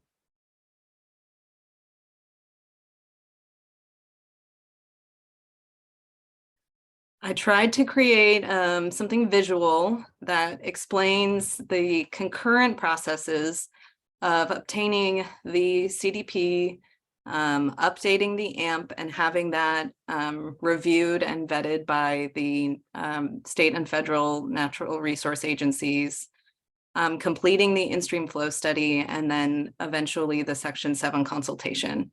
So these are all concurrent efforts. They They have intersections, but they have to be completed in a specific order, with the most significant milestone being the Section 7 consultation. There are two parts to this process. One is informal, in which we're able to engage with the Army Corps of Engineers, who will be the federal agency requesting the consultation with U.S. Fish and Wildlife Services and the National Marine Fisheries Services. And this effectively gets triggered if the Army Corps authorizes a permit to the CCSD to extend our lagoon discharge to the bank of San Simeon Creek and into a federal waterway. And then what we're dealing with right now is trying to understand the scope of their review under Section 7. It was originally thought that this action would trigger a whole project review where U.S. Fish and Wildlife Services and NIMS would be looking at the entire scope of the WRF and its impacts from extraction to lagoon discharge to reinjection, and that might not be the case. So they may look at a more narrow scope of just the part of the project that impacts the federal waterway directly, which would be that lagoon discharge. So we're trying to understand what steps we need to take to ensure that we get that holistic review, because it truly is the most it's the highest standard of review, and if we can get their biological opinion to support the findings that the project can operate without unmitigated impacts, then we shouldn't meet too many hurdles going into the Coastal Commission review phase. Working backwards from the Section 7 consultation, if you initiate formal consultation, you trigger a very rigid timeline where you can no longer provide additional information. So you do not want to start that process until you have every single thing you need that supports your project and informs these agencies in making their opinion. So the informal stage allows us to make sure that we're on the right track, that we're scoping it properly, that we have the information that they need to be able to, perform their analysis completely. Part of that, in the set of information that we want to make sure they have available to them, is the in-stream flow study. That's also a requirement of the North Coast Area Plan and has been something that we've needed to address for quite some time. The in-stream flow study is also going to be able to inform and be incorporated into the monitoring that's being done in the adaptive management plan, and potentially vice versa. And then all of these things are necessary to get us to that point of being able to get the coastal development permit. But the Section 7 consultation does not need to be completed before the county is able to make their decisions. It will definitely need to be completed in order to benefit us at the Coastal Commission level. So I know it's a lot of information. It's been almost a decade, but I hope that this provides a little bit more detail about what staff have been doing and where we are currently and what we're looking at in terms of next steps. Thank you, Mrs. Green. This is very detailed information that I myself greatly appreciate. Does any member of the board have any questions or comments? Director Thomas? Excuse me, I was looking at you and said Thomas. Director Scott. Thank you, Madam President. I want to thank you, Mrs. Green, for this information. It still seems rather disjointed. It's hard for me to follow. For instance, I just have some specific questions. Maybe that would be more helpful. So in 2016 and 2017, it said the scope of the project changes to include water supply for limited growth. Okay, so how did that happen?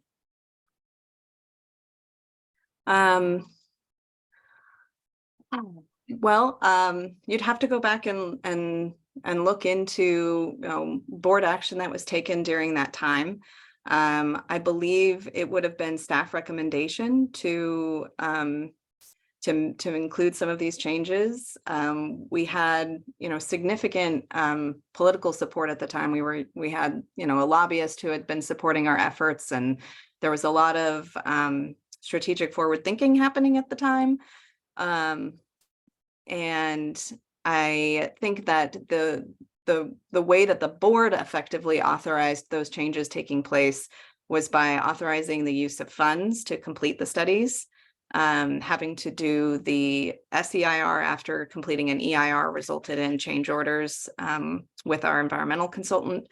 And additional work was authorized to, change the scope of the environmental document. And then authorizing the SEIR to be circulated and to eventually be certified by the board. So, well, yeah, and I should have asked why rather than how did it happen, because you answered the question how. But so is the WRF now in everyone's minds, as far as the board is concerned, being considered in the long run for limited growth? Because it says limited growth here under 2016, 2017. And then in your diagram with the blue arrows, it says project modifications to accommodate growth. And I don't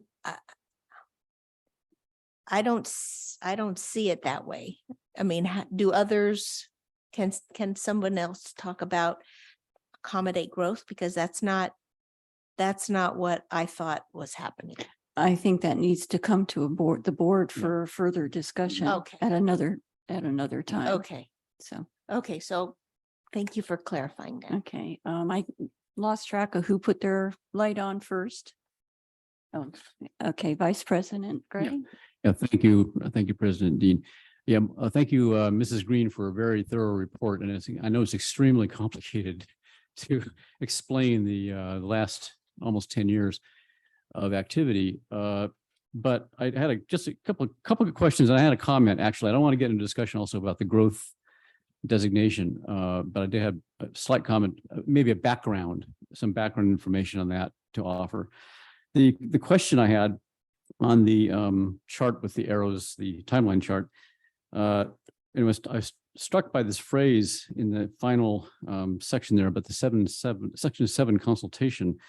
The results of this, saying the results of the section 7 consultation will inform or eliminate the AMP. What does it mean to eliminate the AMP? The AMP could be eliminated if it were essentially rendered redundant by a superior monitoring plan being put in place by the Section 7 process. Thank you. So supersede the AMP, it's something actually, in other words, it supersedes it. Yeah. So it was, yeah, okay. It doesn't invalidate it or whatever. It's good. And the background comment I have, just to talk to the 2017 or 2016 decision about updating the project description, I would just offer that the thinking, long-standing thinking at the CCSD was that any additional supplemental water source was going to lead to growth, and that there was this need to control the growth. That was a decision that was in the North Coast Advisory, North Coast Area Plan. It's in the Water Master Plan, and I think that thinking was probably, because I was somewhat involved with that, was probably behind the idea of having to update the project description to say, deal with the growth that might occur, or that would occur. That's basically that. The growth wasn't the goal. It was assumed that would happen and had to be controlled. That's my recollection of it. Now, I don't want to get into debate about it, but it's good. Just, we'll talk about that later about in more detail. Thank you. I think the growth issue just needs to be brought forward at some point.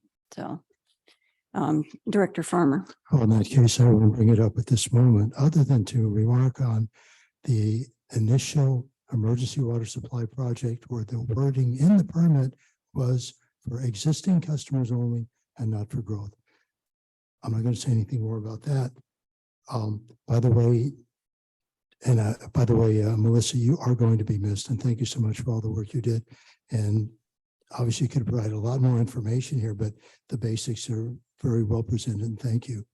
I do want to mention, though, that one of the things that was left out was the lawsuit with CDM Smith because of the poor design of the brine pond that cost time and money for the district. Luckily, we did win the lawsuit, but that was another problematic issue in this lengthy process here. What I wanted to ask you, Melissa, if you don't mind, when you were discussing what is on page, I believe it's page 55 here, and you're saying next steps, and just reading those, and then you said Coastal Commission appeal process, and I wrote down what you said, pretty much, pretty much a guarantee. So I would like to know, what was it that you were referencing with regard to these next steps, if I have this correct, or you said pretty much a guarantee? Like I say, what did that refer to? Thank you. That refers to the project inevitably being appealed to the Coastal Commission for their final decision on it. We've been in consultation with the Coastal Commission for several years. It's been, agreed upon pretty much unanimously that this will probably end up there. And there are reliable members of the community who like to make sure that these types of projects do. Okay, so maybe I'm not understanding this correctly. So what you're saying is it's pretty much a guarantee that it will go to the Coastal Commission, not Yes, that they will necessarily approve the facility. Is that what you're saying? yes, it will. I could basically guarantee that it will go to the Coastal Commission. I cannot speak as to their findings. Okay, thank you. Thank you. Do we have any public? Oh, I'm sorry, Director Thomas. And thank you. And I wanted to follow up to Melissa, just thank you. What a gift you've provided. I noted the start and stop times. I'm sure I'll be listening to this several times as I continue to study this issue. And just to confirm, I think what I heard, President Dean, you're recognizing that the revised CDP application was submitted in 2016 to include water supply for limited growth. And considering how long it's been, it seems that we would be revising that application basis again. Is that what you were referring to, that we may be discussing in the future? The issue of growth comes up constantly. And so I think at some point, this current board needs to bring the discussion to the board level and before the public. Delighted to hear. Thank you. Thank you. Madam President, could I just do one? Yeah, more? one more question. Yes. Okay, Director Scott. Thank you. Something that you mentioned that is kind of where my head has gone for the last month about, okay, what's really happening with this application? And that is, you said there are intersections between these 4 blue arrows. Can you just comment a little bit more about that? Yeah. I'm sorry, President Dean, did you want me to respond? Yes, I was just going to ask you to. Thank you.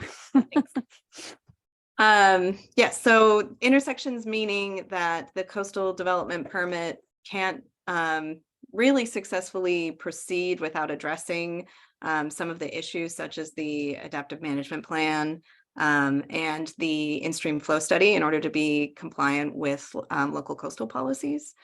And then the fact that the adaptive management plan and the monitoring that we are doing under that plan will be able to be informed by the results of the in-stream flow study and, essentially the recommendations that those scientists call out in terms of monitoring points on the creek and areas of concern where they think that there may be potential impacts related to our water operations in general.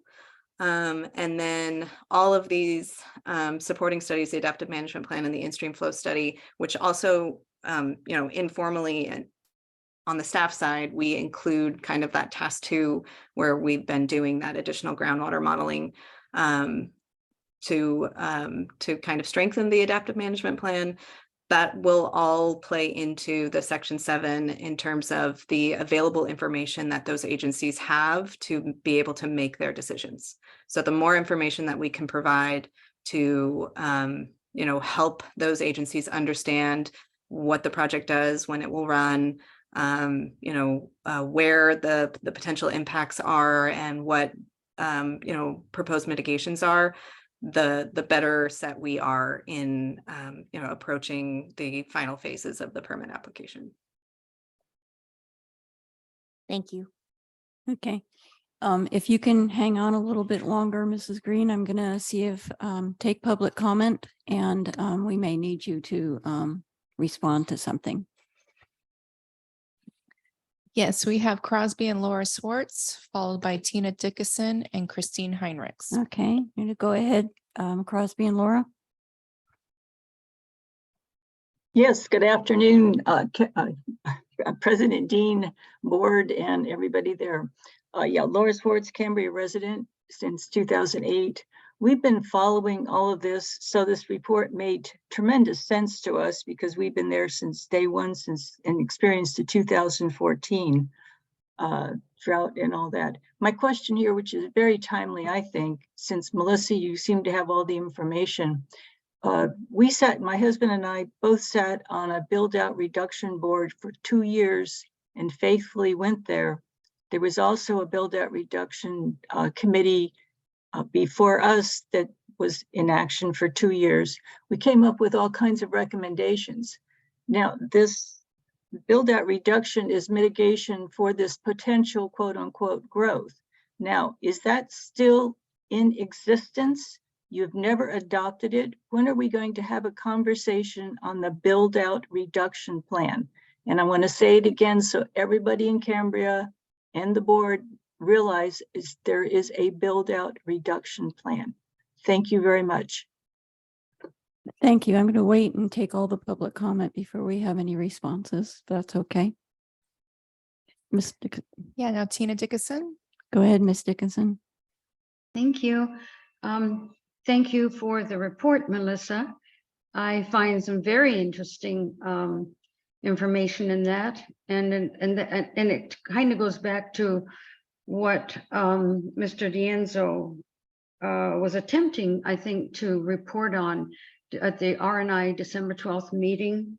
And then I asked Mr. Luster, the Coastal Commission, to look at that tape, and he had some specific questions and was kind of actually surprised. It seems to me that what the district or staff is doing is really twisting and manipulating what was on the board from several years ago. The board, as I mean the project, it has really been twisted and turned around. So now we're talking about a federal waterway with the Army Corps of Engineers involved here. So my concerns are about what has not been brought to the public prior to you're leaving the district. And yes, you certainly have a lot of information, no question about it. But I am extremely concerned about how this project has been taken, and without without the public really being aware of it. This last 3 years, I am really concerned about the Army Corps of Engineers and the federal agency now requesting U.S. Fish and Wildlife, National Marine Fisheries, et cetera, et cetera. This was not the way it was supposed to go. And so can you please tell me or explain to me why it is going a different direction?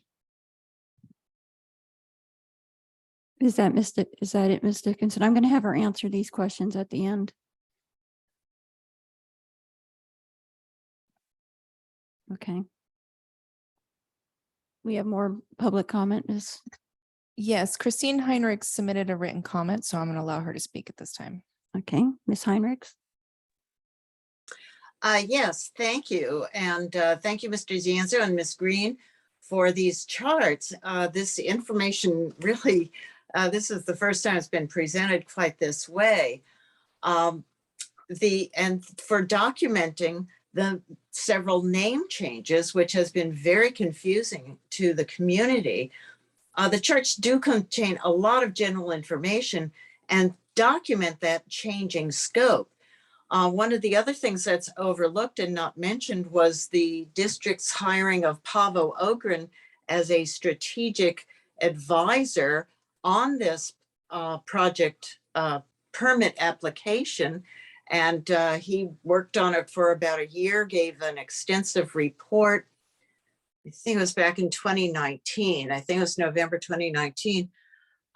In which, and this pertains to some of the other things that came up about the discussion of growth, because he specifically advised the board at that time to make the application for only the original 4 existing users only, that this might be a much faster and more efficient route to getting permit approval, which the board, of course, decided against that and to take the most difficult route as he described it.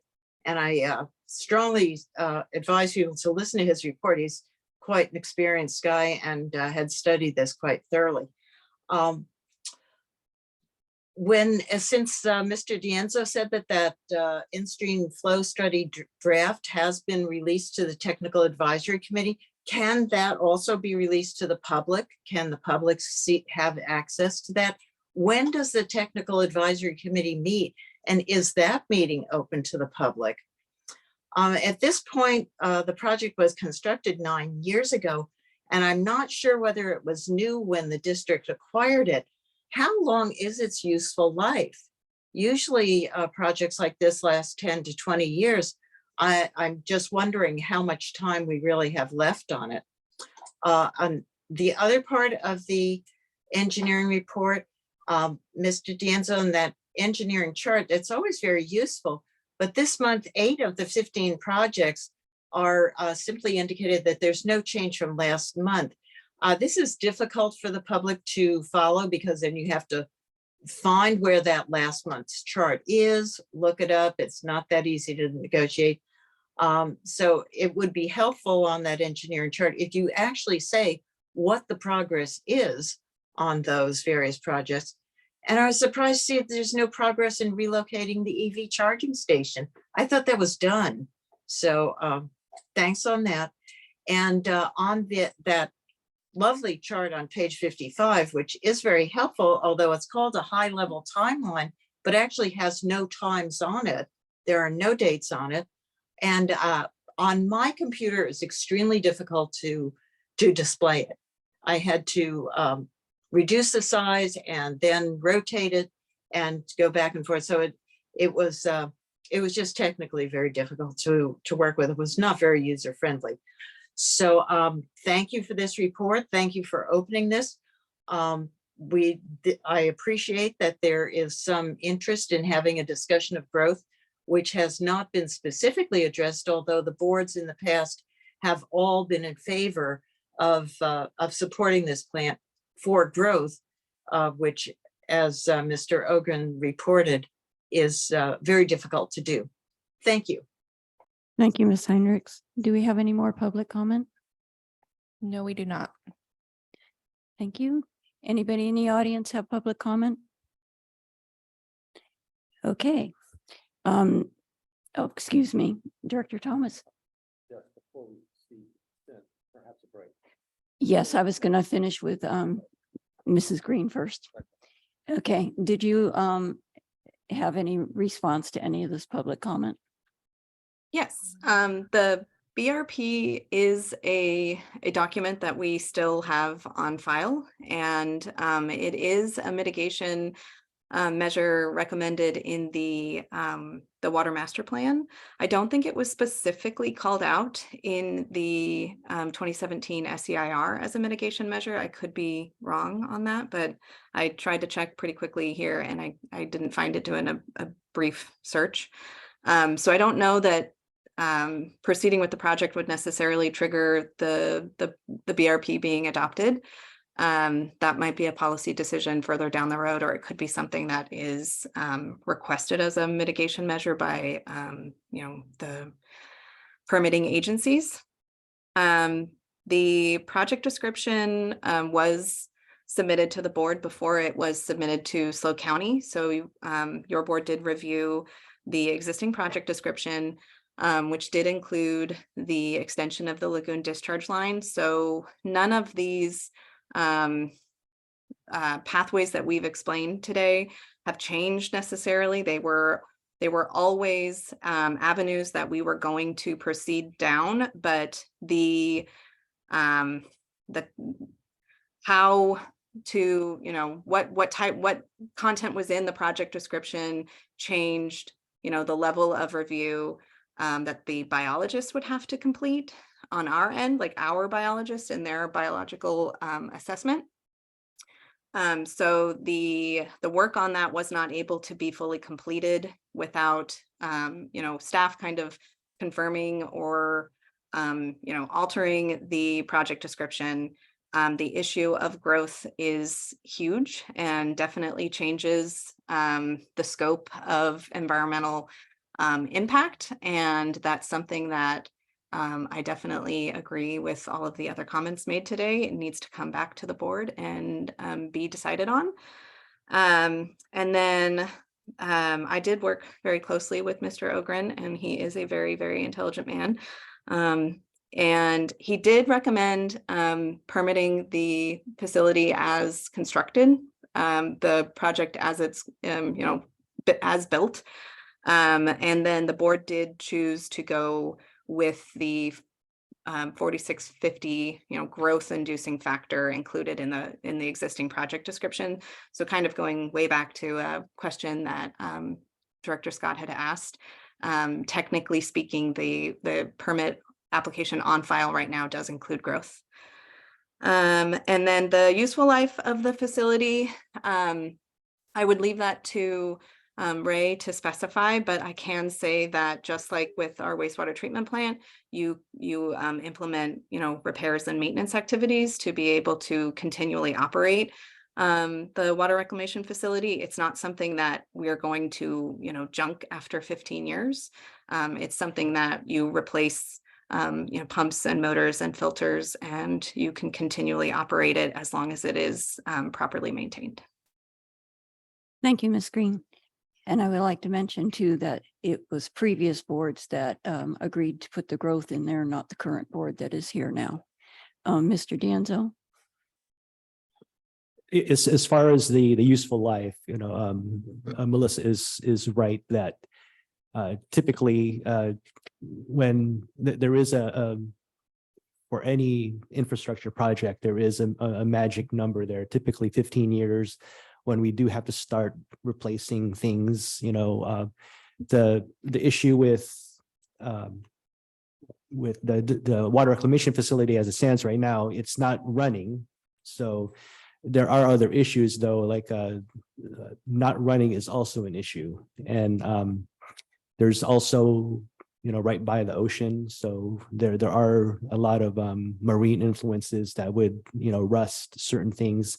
So we do maintenance on it. We and as stated in my staff reports in the past, we do a lot of maintenance on it, and suggesting changes, suggesting covering some of the facilities. Those are something that we would like to present before the board in future opportunities.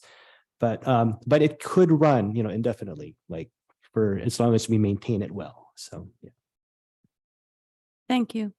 The board has requested a 5-minute break. I know a lot of people have been sitting here waiting, and we'll try to make that break as quickly as possible. What is the time? 3:20. We'll be back at 3:20. Thank you.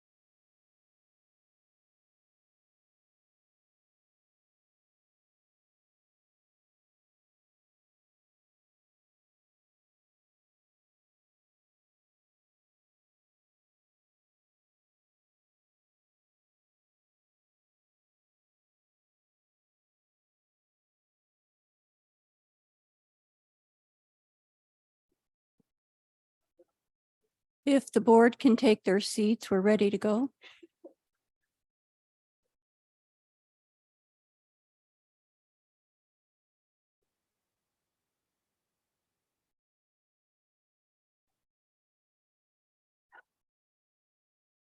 You and I as the ad hoc, the CDP ad hoc.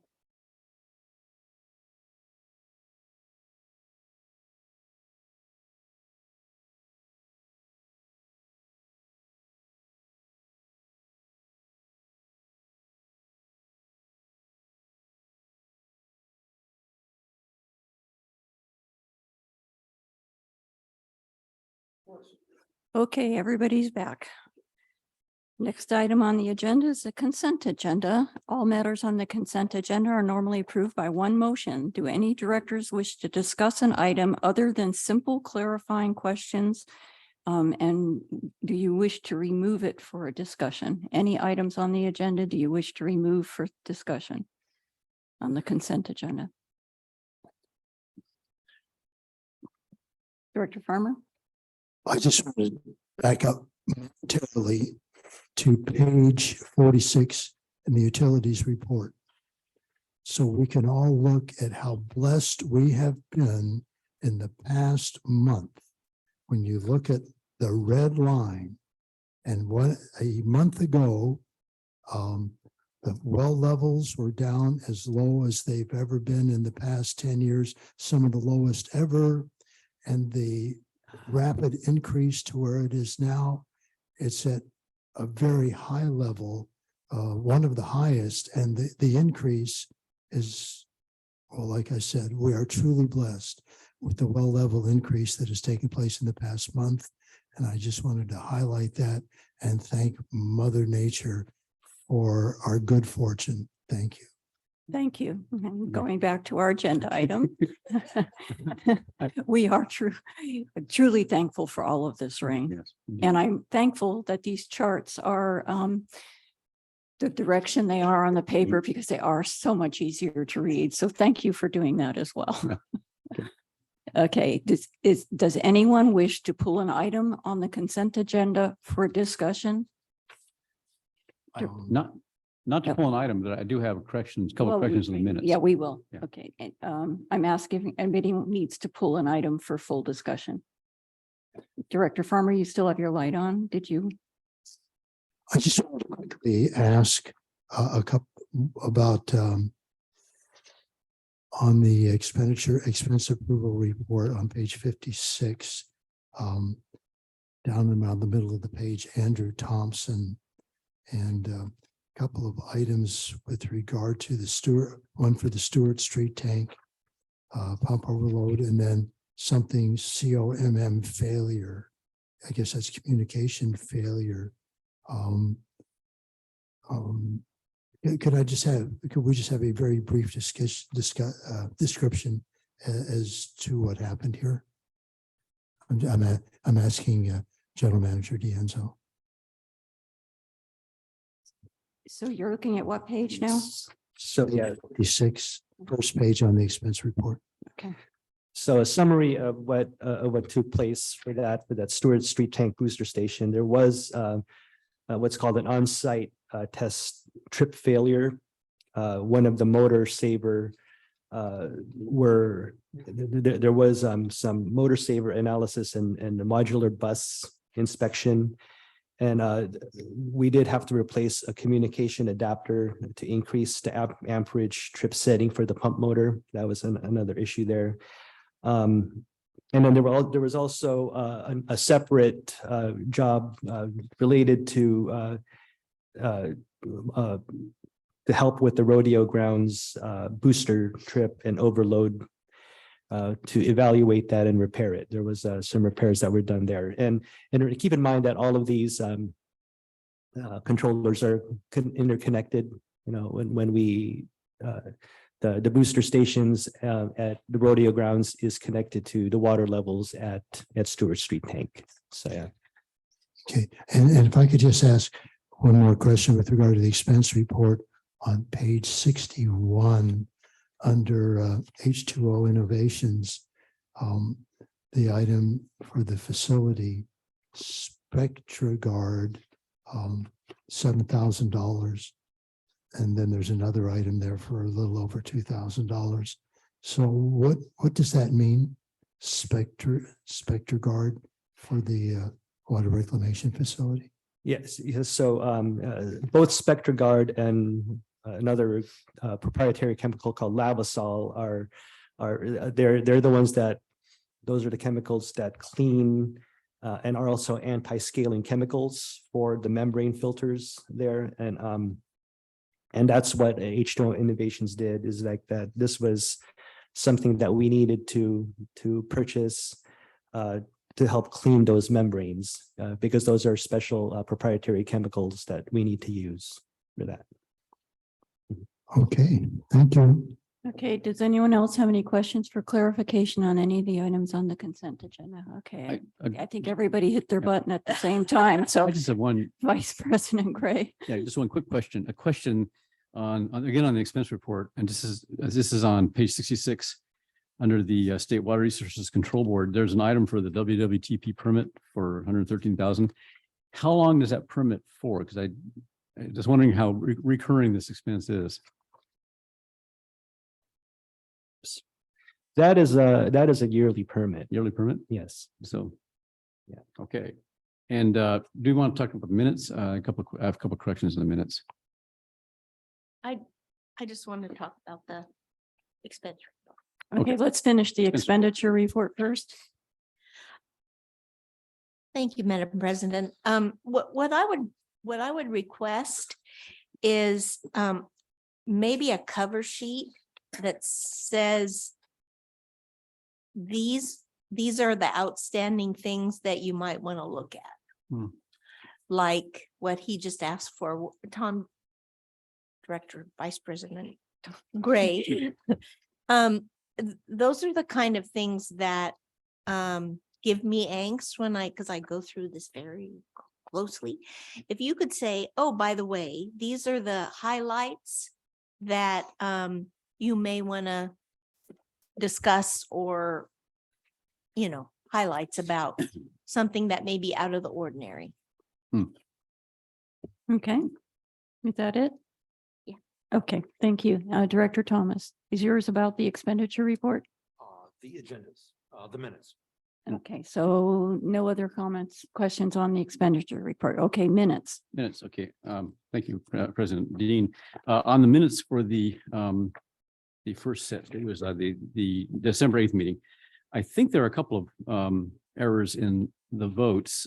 This is under 5B in the consent agenda. A motion, it says a motion, it's done twice. It says a motion passed unanimously, three ayes, 0 nays, 0 absent. And then another one passes unanimously, 3 nays, no, 3 ayes, I'm sorry, 0 nays, 0 absent. I believe all 5 of us were there. So I don't know if there's if that was 2 people were not in the room or. Yes, Excellent. it is before the new directors got sworn in. Okay, So we did yeah, we did that item with just the current directors. And not only that, the new directors would not be able to vote on it. Okay, thank you. On things that happened before they good. were sworn in. And, and one other thing which may also maybe need correction, under liaison assignments, it says Director Thomas would like to consider a CCHD ad hoc committee. I believe his suggestion was for a liaison. Correct. Yeah, that might need to be corrected. Okay, which page is that on? Well, that's on page 73 under liaison assignments. And it said Director Thomas would like to consider a CCHD ad hoc committee. I believe he meant a liaison. Okay, so that is a correction that needs to be made. Thank you. That's all I have. Okay. You still have your light on, Director Thomas? I do. Okay. Just waiting. Thank you, President Dean. And again, minor points, but on the December 8th agenda, topic 6A, we're not exactly changing the December 21st meeting to December 7th. We're moving both dates up. Fine point, but likewise in the December 15 meeting, item 2 stating Director Farmer reported on the gathering on the East Ranch. There's a page there, please. Pardon me. So on the December 15th minutes, Give us a page, please. Okay.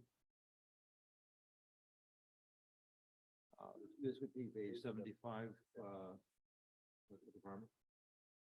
Page 75. Okay, page 75, Director Farmer. Right, yeah, Director Farmer, it states Director Farmer reported on the gathering on the East Ranch. And it might be more informative to indicate that gathering occurred November 19th to get public input on the use of the East Ranch. And also in the December 15th meeting minutes, item 8. I suggested reviewing the methodology for allocating administrative overhead. The word allocating is missing from the minutes. So, that's all. Okay. Any other comments on that consent agenda item? Yes, Madam President, on 7E. Are we still on the minutes or are we moved on? Oh, I'm sorry, 7E, in the consent agenda. Okay, go ahead. This is, so the public listening knows this is consideration of extension of the outstanding people's self-help housing project intent to serve letter. That's what you're commenting on. Yes. Thank you. Thank you. This agenda item speaks to affordable housing EDUs to a total of 40 units.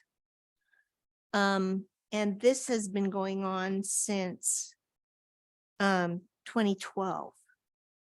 So I don't know if you want to take it off the consent agenda. I mean, I'll do, but it doesn't make sense to me that why would we continue to approve the consent to serve, intent to serve letter for 40 units. This is a people's self-help housing for low-income housing. And they have been attempting to do this project in that period of time and have been having difficulty with the plans and the permitting. Oh. So it has taken quite a long time. Am I correct, Mr. Diaz? Yes, that's correct. It did. There were a couple of rounds that it had to go through the Coastal Commission. So, yeah. Okay, and the Coastal Commission did finally approve the project and then they were waiting for funding. Oh, okay. And so if we don't have enough water for 40 more EDUs, how does that work? Would you like to explain how that works, Mr. Dianzo? So as part of the approval process that was appealed before the Coastal Commission was that the project needed to provide proof of water neutral development. And that was something that is a condition of this project, and it's a condition moving forward. It's not like, they said, oh, yes, we did, but no, it's something that's going to be monitored moving forward. So, yeah. Thank you so much. Okay, if there is much more discussion, we can pull it, but Yeah. did you? No, I don't, not if there's no more. Okay, if discussion. that's it, I'm okay, then we'll leave it on the consent agenda, but I do have public comment on that item from Mr. Siegler.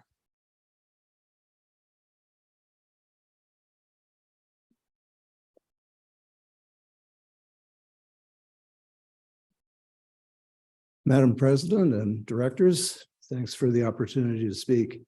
About 3.5 years ago, the CCSD board approved an extension of the outstanding People's Self-Help Housing Intent to Serve letter. At that meeting, a number of people spoke persuasively about the need for affordable housing in Cambria. The need was real then, and that need hasn't magically disappeared in the intervening years. California has a housing affordability crisis, especially in coastal regions.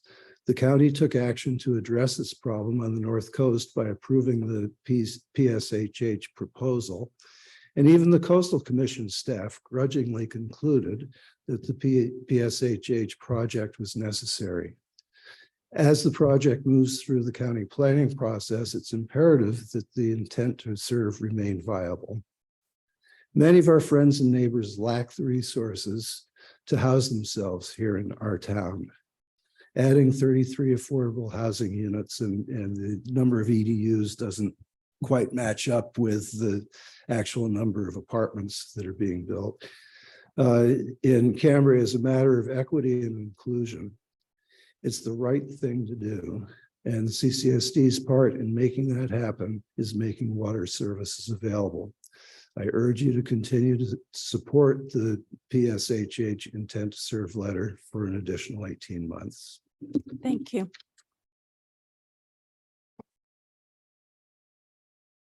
Ms. Haley, do we have more public comment? Yes, I have two members of the public that wishes to speak, and I also have a written comment to read after they're Okay, done. let's do the people that are attending via Zoom. Yes, Tina Dickinson, followed by Christine Heinrichs.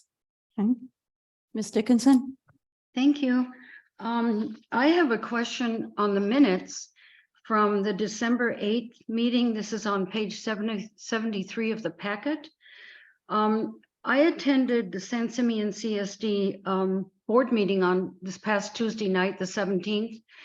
And I thought that Director Scott had been made the liaison to that two San Simeon Services Districts meetings. In your December 8th meeting, and you'll see right there that she indeed was made the liaison to San Simeon Community Services District. I talked to her yesterday asking, I wondered if why she wasn't at the meeting on Tuesday. She said she isn't the liaison, but it's right there in your minutes that you're approving today from December 8th. So what happened? I don't know, but yes, she is appointed the liaison, but she may be watching the recording after the fact to make her report. Is that it, Ms. Dickinson? Oh, I'm sorry, Ms. Scott. I just want to say that I did not realize that I was appointed as the liaison. I remember the meeting, you're saying that you had been attending those meetings. So I didn't know. So I am so sorry. Okay, but she is, the minutes are correct, though. She was appointed as the liaison. Okay, anything else? Christine Heinrichs.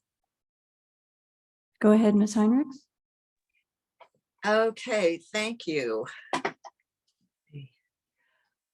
Cambria certainly needs affordable housing, but this project represents many problems and is not going to provide any housing in the foreseeable future. I mean, we're already 3 years into this. There were so many promises. It's not there. Having this permit on the books make it appear that Cambria is addressing affordable housing without anything actually being done. I wish I had better answers to Cambria's housing problems. It appears to me that we have plenty of housing, but a third of it is vacant most of the time. I'd like to find a way to use that to address affordability, but that's a subject for another time and place. As today's agenda notes, without changes in water in item 8D in regular business, without changes in water planning, particularly with regard to the EWS, SWF, WRF, CDP, the district can't make any changes to affordable housing allocations. And we just went through how this just isn't happening.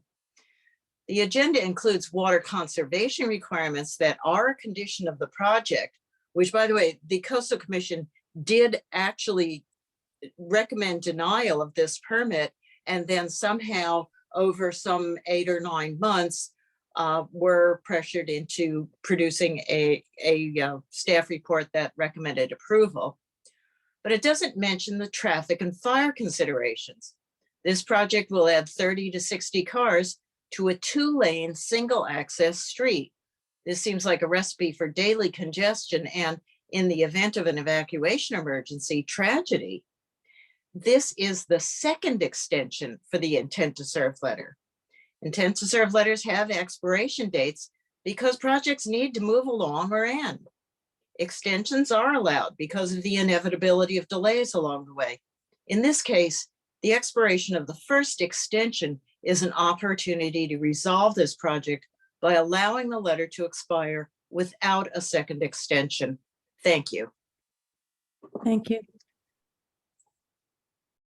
It looks like Tina Dickinson wishes to speak again. Would you like me to? Is it on this item? I'm not sure. Let me ask. If it's on this item and not on the one she already. It spoke is on this item 7E. Okay, thank you. Go ahead. All right.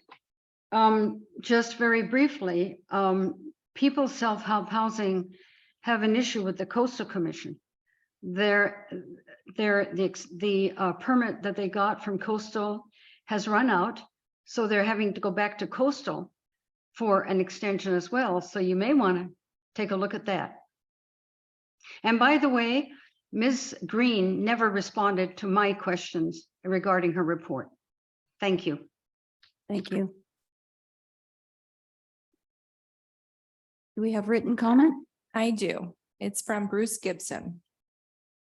Dear President Dean and members of the board, I write in strong support of your staff's recommendation to approve the time extension for the People's Self-Help Housing Project Intent to Serve letter.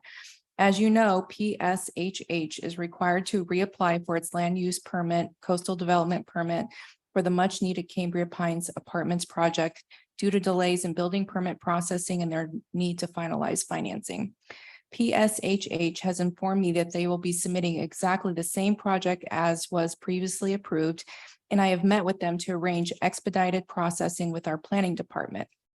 The issues surrounding this project were thoroughly discussed in appeals to the Board of Supervisors and Coastal Commission and have not changed. Given that, I would expect no change in the approvals that both bodies gave. The need for affordable housing grows ever more urgent, and moving this project forward is crucial for many impacted families in Cambria. I appreciate the support of CCSD in making this effort successful. Thank you, Bruce Gibson. Thank you. Do we have any more written comment? I do not. No. Anybody in the audience wish to speak? No. Okay. Okay, so I need a motion. Oh, I'm sorry, Director Gray. I move that approval of the consent agenda with the corrections to the minutes is noted. Okay, do we have a second? Director Thomas seconded. May we have a roll call vote? Vice President Gray, Aye. Director Thomas, Director Scott, Aye. Director Farmer, Aye. President Dean. Aye, thank you. So it was unanimous 5 ayes. Moving on to regular business. I'm sorry. Oh, we need to extend. Yes. Okay, I would suggest we bite the bullet and extend till 4:45, 1 hour. 1 hour. Hopefully we'll be done before then. Do I have a consensus that, I don't know if I have to take a roll call on that. No, just a consensus, correct? Anybody object to extending to 4:45? No, okay. One member of the audience. Okay. Because we have a member of the audience who's been waiting very, very patiently for his agenda item, does anybody object to me moving agenda item? Actually, it is the next one anyway. I'm sorry, because I did table A and B. This is agenda item 8C. Yes. Would you like to introduce that item, Mr. D'Anzo?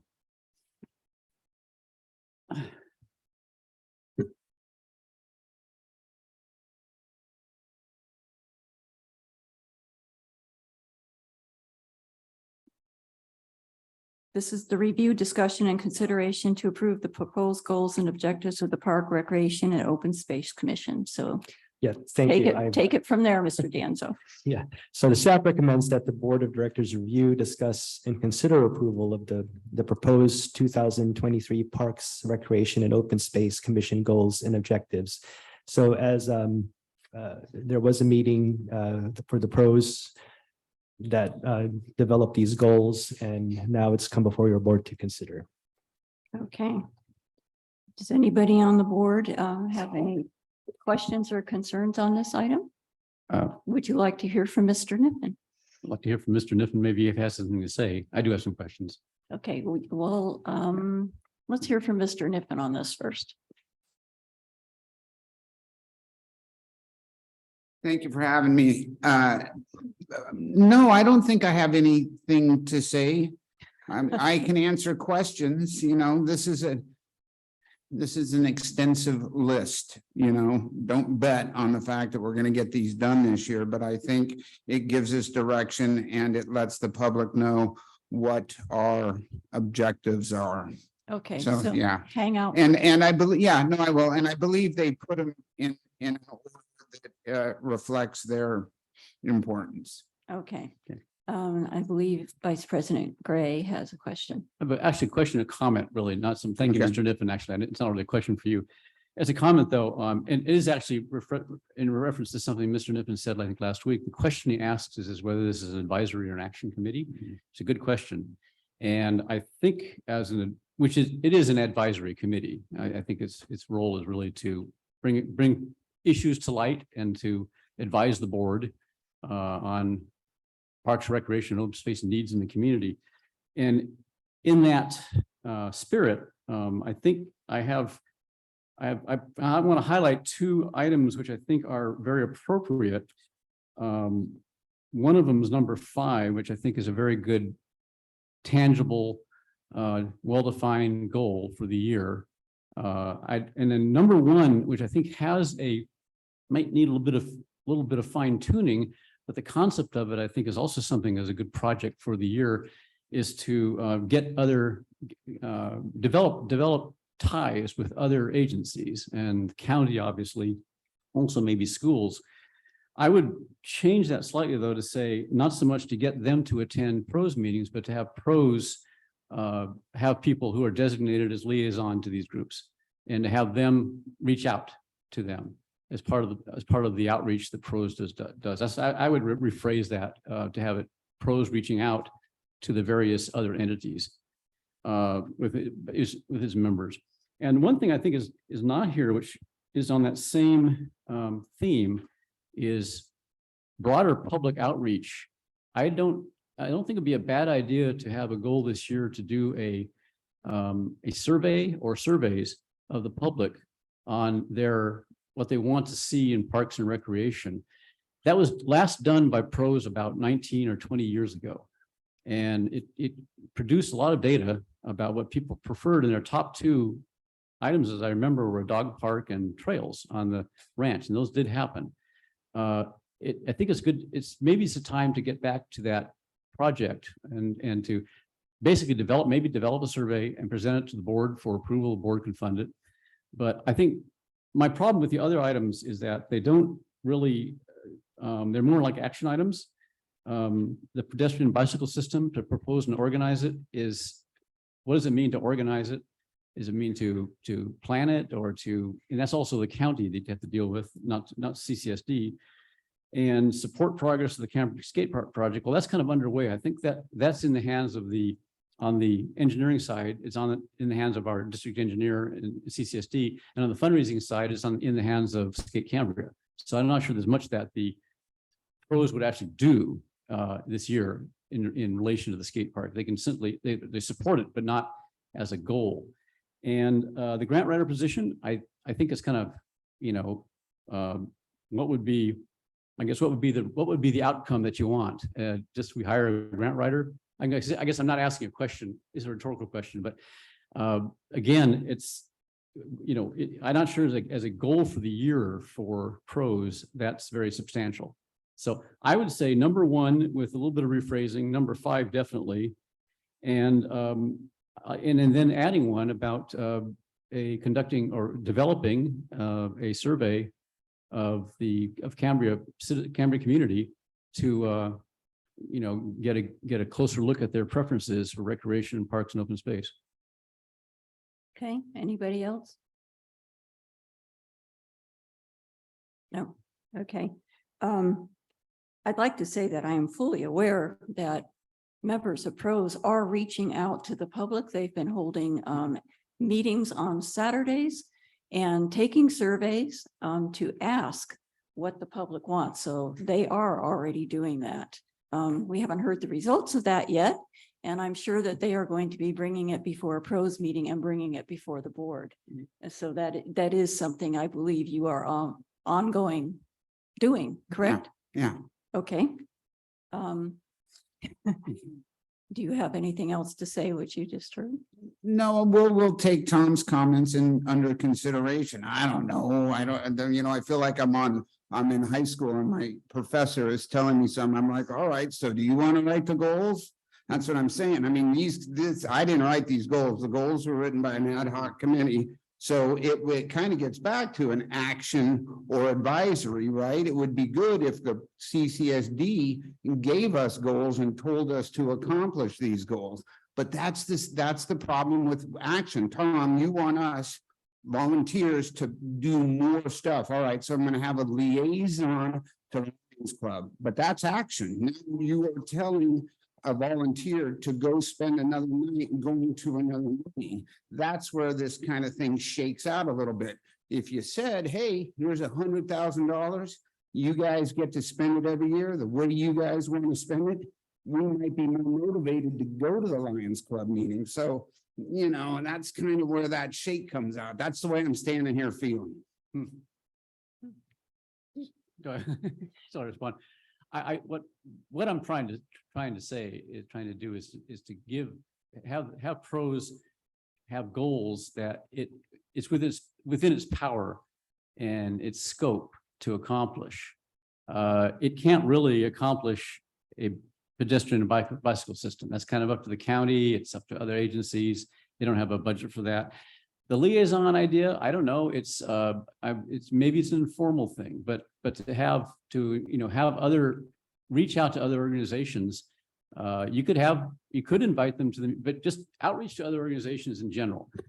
You could do it by having people from pros attend meetings, but you can also have it through other kinds of interaction. So it's something I don't want, obviously don't want to burden people with, we're already volunteering, but if you want to, get the pulse of the community, as President Dean was saying, it's good to do it in a lot of ways. And the work that the commission is doing now with the East Ranch planning is exactly what you should be doing. But I think that also could be done in a broader way and more comprehensively for the whole community and get more information. And that's something that, my vision of it is pros develops the format, develops what they want to do, what the survey would be. Obviously, it gets done by CCSD, by the people who have the budget for it. But I'm just saying outreach expand the outreach to the community, maybe a way to put it, because you made a good start. And everybody is always welcome at our meetings. So if any of those organizations were ever to show up, they've always got a spot. Okay.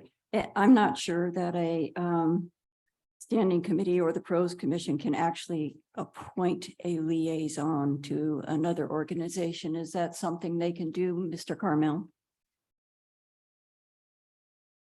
No, that's not. I didn't think so. Thank you. I did fire off an email to Mr. Gibson this morning about, making contact with the county parks and what we can do to enhance that relationship. Okay. So hopefully that'll go. I think Director Scott has a comment. Yes, see, I heard what Director Gray said, that you should reach out to those other entities and invite them to have a liaison to pros. So it would be a matter of a letter to them saying, we would like to have more community involvement. Please come to our meetings. We'll let you know when they happen or something like that. Then you don't have any more volunteer hours. that's a very good way to put it. Yeah. Yeah. Okay, so we are supposed to be discussing and considering approving the goals and objectives of the park, recreation, and open space. So do we want to burden Mr. Niffen with coming back another time with revised goals? Is everybody okay with approving the goals that he has proposed minus one or two of them? Or how would you like to deal with this agenda item? I'm asking for input from my fellow board members.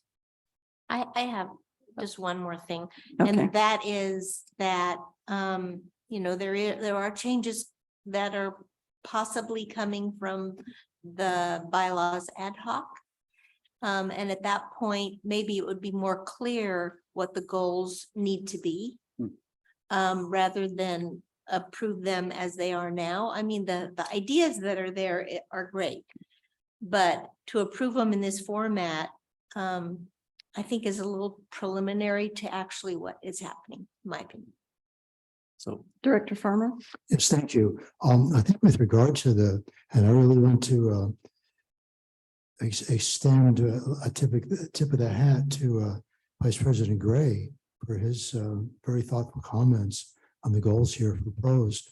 And it seems as if what he's saying and other remarks as well, that there are some adjustments that need to be made with regard to not just the goals, but the direction as to how PROS moves forward in achieving what they wish to achieve, especially with regard to connecting with other groups, other agencies or whatever.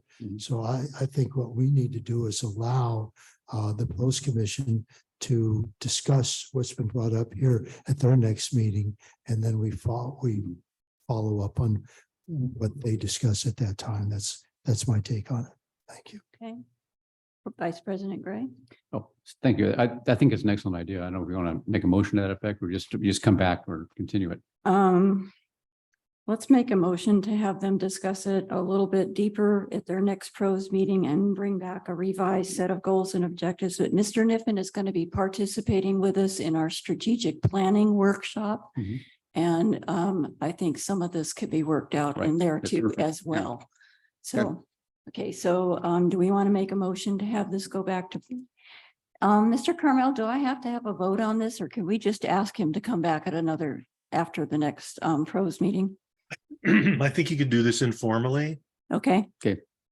Works for me. So be it. Thank you. Thank you. Okay, so this list of goals is going to be amended and brought back to us.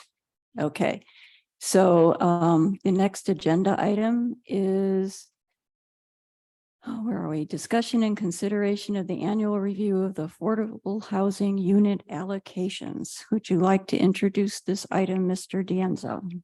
Yes, President Dean. So staff recommends that the Board of Directors review the Affordable Housing Program unit allocations in accordance with CCSD Municipal Code Section 8.04.110 and determine that a sufficient number of affordable housing unit allocations exist to meet the needs of the community. To highlight some of the things for discussion, in April 2013, at that time, the board determined that 56 units are an adequate number, and it's stayed at that number even to this day. The code does ask that does direct that the board annually review the status of these affordable housing units. And as was discussed more recently, that the affordable housing unit number stay at that number until other water resource planning efforts are finalized, including the in-stream flow study and even permitting for the water reclamation facility. So that was the direction in the recent past, that it stay at this number until some of those efforts are finalized. Okay, and for clarification, the people's self-help housing units are not deducted from this total. That's correct. This total is what is available beyond the affordable. Okay. That is correct, yes. Okay. Do we have any questions or comments from the board before I go to the public? Mr. Farmer, excuse me, Director Farmer. Thank you. Ms. Dean. Maybe I should just let the public comment and then I'll comment. Okay, let's go ahead and take public comment on this item then. I believe Ted Siegler wishes to speak on this item. Yes.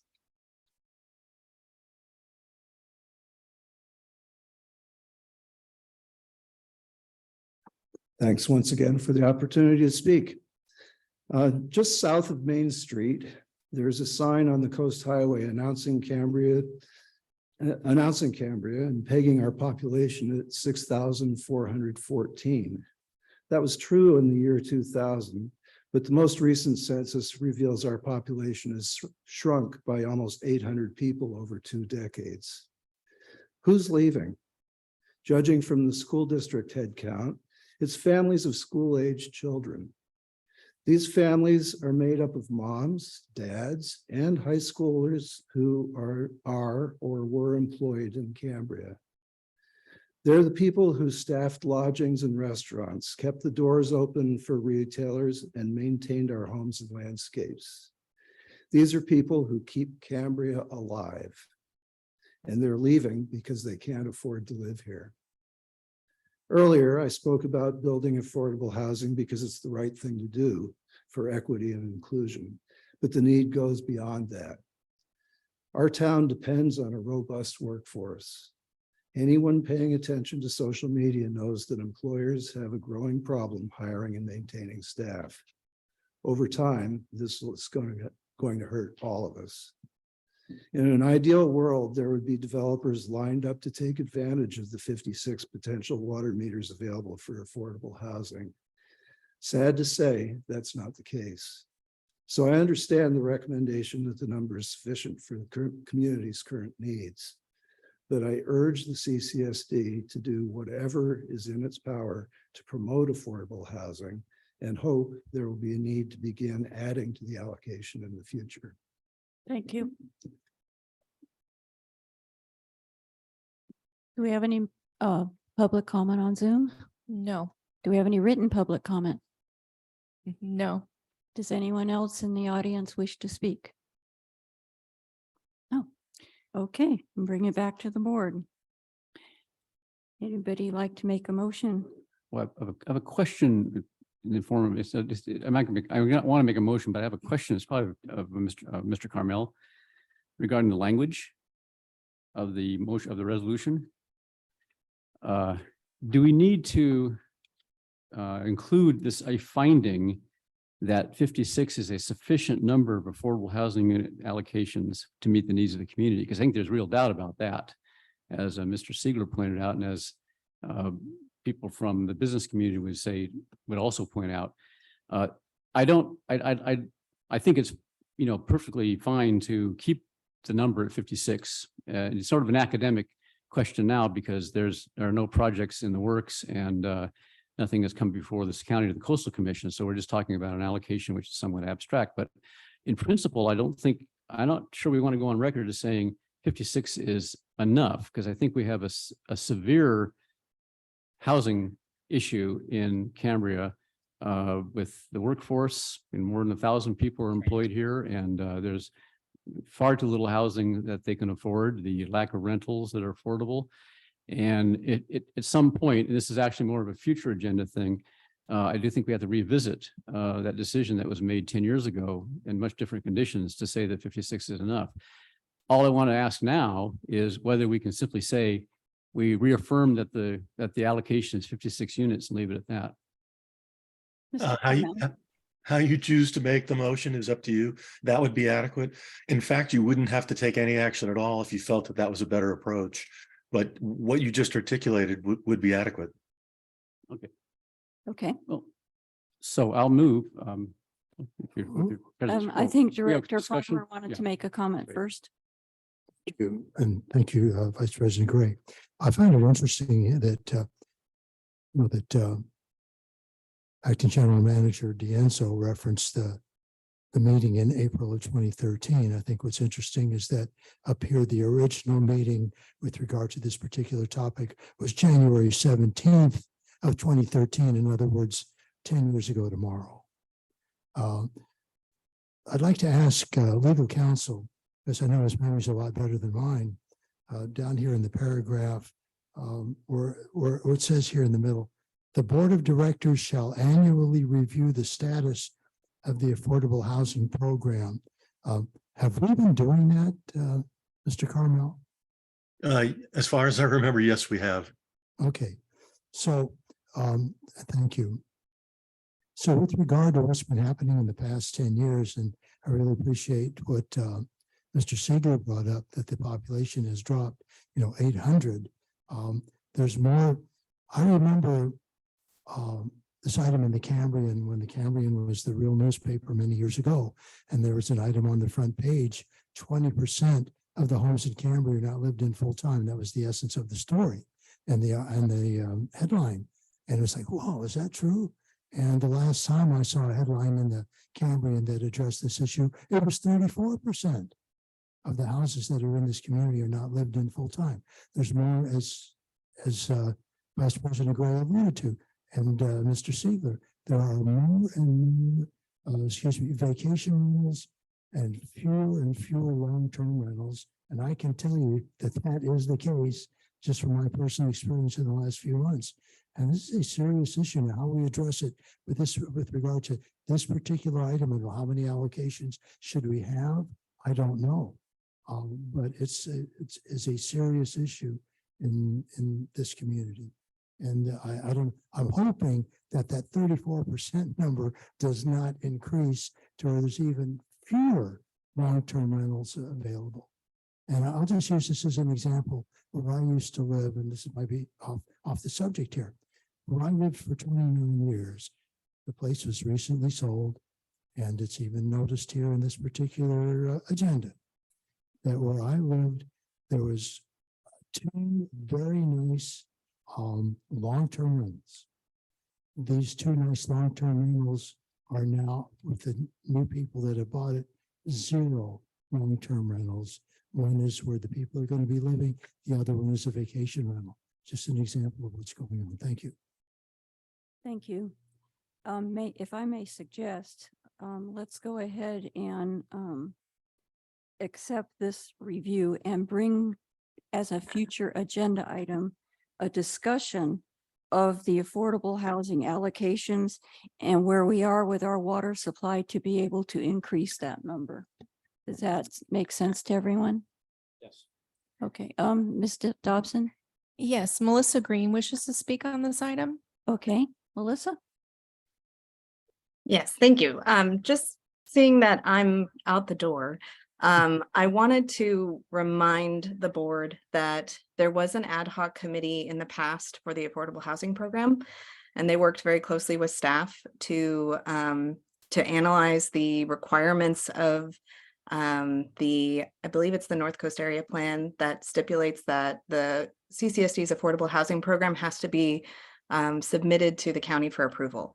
And we have never done that. So we do not technically have a legitimate affordable housing program, not one that could be fully implemented and have projects continue to successfully be permitted. So I do agree that a future agenda item needs to be brought back to the board to discuss the status. The crux of the affordable housing issue for development in Cambria is water-based. So until we know what our water availability really is and the status of programs like the demand offset program are, I'm not totally sure you'll be able to make a lot of progress on the issue, but I do think it's important to just continue to work with the county to develop a program that they will be able to assist us in implementing. Thank you. Thank you. Vice President Gray. Yeah, I just wondered if there's a motion to encapsulate what you were saying about the I've moved. I guess I'll try to make a stab at it here. I move that we as our annual review of the affordable housing program reaffirm the allocation of 56 units and leave it and at a future date review the need for affordable housing in relation to the resources available. Do you want that part as part of your motion, or you just want to make that a future agenda item at the end? I would do that. I think that's a better solution. The motion will stand simply as we reaffirm the allocation of 56 units. Okay. Yeah. Do we have a second on the motion? Director Scott seconded the motion. May we have a roll call vote? Vice President Gray, Aye. Director Scott, Aye. Director Thomas, Aye. Director Farmer, Yeah, reluctantly, I'm going to say aye. President Dean. Aye. 5 ayes, it was unanimous. Okay, agenda item 8E, we are going to discuss and consider to fill the vacant seats on the Finance, Policy and Resources and Infrastructure Committee, the Pros Commission and the Pros Commission alternate positions. Do you want to give the staff report, Mr. D'Anzo? Yes, staff recommends that the board of directors consider appointing applicants to fill the vacancies of the Finance, Policy and Resource and Infrastructure Committees, Pros Commission and Pros Commission alternative positions. As stated in the staff report, there are considerable vacancies that will expire in February of 2023. 5 of the Finance, 5 from Policy, and 5 from Resources and Infrastructure. Also, Pros Commissioner terms have already expired, one, and they need to be filled. 2 Pros Commissioners and 1 alternate. There are vacancies there as well. There are applications that are in part of your packet for you to consider and discuss. Okay, thank you. And I have a question for Mr. Carmel.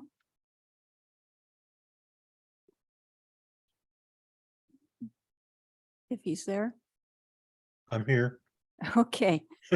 Okay, so we have 3 standing committees and the Pros Commission that we're all going to discuss filling the vacancies on. So do we take them and vote on them one committee at a time, or do we go through all of them and then vote? That's up to you as to how you structure it. I think it would probably be easier to take them one at a time, but you have flexibility as to how you choose to move forward. Okay, I think I'd like to do them one at a time and confirm them. Okay, and since Mr. Niffen has been sitting here all this time, I would like to do the Pros Commission first, if everyone doesn't mind. So we have several applications. Well, actually, just a couple, I think. Let me find them here real quick.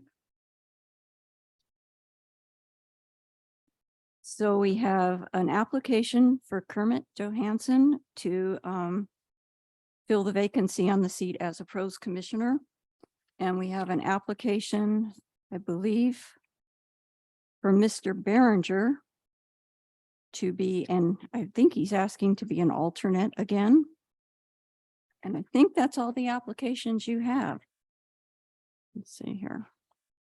So do you have any comments on that, Mr. Niffen, since you're the chair?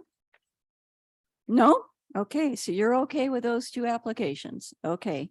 Any comments or questions from the board on those applications? Okay, does everyone agree to appoint Mr. Behringer as a Pros Commission alternate and Mr. Johansson as a Pros Commissioner? Karen, I just have one Oh, I'm correction. sorry. It looks like Jim Berenger applied to the Pros Commission. As a commissioner? Yes, and then in his background, he states that he was an alternate Pros Commissioner for 3 years. Okay, how many vacancies did we have on Pros for commissioners? 2?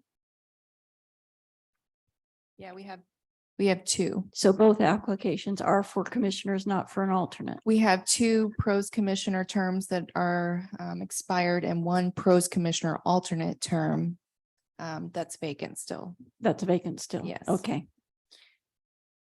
Okay, Director Farmer. No problem. Yes, I just wanted to make that correction as well, that Mr. Behringer is applying not as an alternate, but as a full commissioner. Okay. Okay, do we have a motion to accept Mr. Behringer and Mr. Johansson to the seats of Pros Commissioner? I so move. Do we have a second? A second. Director Scott? We have a roll call? Vice President Gray, Aye. Director Scott, Aye. Director Thomas, Aye. Director Farmer, President Dean. Aye, 5 ayes. Okay, so we still need to advertise for an alternate, correct? I believe so. Tim, do you want to comment on that? I don't know what you want me to answer. Yeah, did you we- not advertise for the alternate position? We did advertise for the alternate position, but no one applied. Well, you can certainly advertise again. I think at this point you could recruit if that hasn't been tried. Okay. Yeah. Thank you. Does anybody in the audience like to be an alternate on the pros commission? No? Okay. So Mr. Nippen, you can recruit if you want for someone else to be on your committee. Okay, let's do the finance committee next. And then I didn't ask Ms. Dodson if she had any public comment on any of these, but we're on the finance committee now. So do you have any public comment regarding the applicants for the finance committee? I do not. Okay. So we have applications from Cheryl McDowell, from Cindy Stidell, from David Pearson. And is that it? Oh, and Karen Chrisman. And as chair of the finance committee, Vice President Gray, do you have any comments? They're all highly qualified applicants, and I'd love to have them on the committee. Okay. So do you have a motion to, oh, I'm sorry, Director Scott. Director Scott, can you speak into your mic? Sorry. David Pearson marked both finance and resource. Yes, and David Pearson let me know at the beginning of his last year's term on R&I that he wished to change to finance, but if I was desperate, he would stay on R&I. Since I know he really wants to go to finance, I'm going to share. So. Okay, so do you want to make a motion to accept those 5 applicants? I move to accept the 4 applicants. 4 applicants, excuse me. Second. Director Scott seconded. Director Thomas, you had your light on? Oh, I'm just preparing to vote. Okay. May we have a roll call vote, please? Aye. Vice President. Vice President Gray. Aye. Director Scott. Aye. Director Thomas. Aye. Director Farmer. President Dean. Aye. Okay, let's move on to the Policy Standing Committee. So we have applications from Claudia Harmon Worthen, Don Howell, from Gordon Heinrichs, and from James Townsend. And I believe that's it. Nope, one more, Ted Key. Mhm. Okay. So that is, let me see how many applications that is. That's 5. That's for your full committee. So do you have any comments about those applicants? Members of this committee, Mr. Howell, former director, president and chair of the policy committee, now a private citizen, has decided to return to the policy committee. And he's replacing Ms. Scott, who is sitting to my left. So I feel we are very fortunate to have ongoing experienced people on the policy committee, all eccentric in their own unique way, and right on. And I'm glad to have them all returning. Thank you. And I have a comment too. Sure. So I was told, because I was the newest policy committee member, that that's why I was secretary. So I'm wondering if ex-president Howell is going to be the secretary.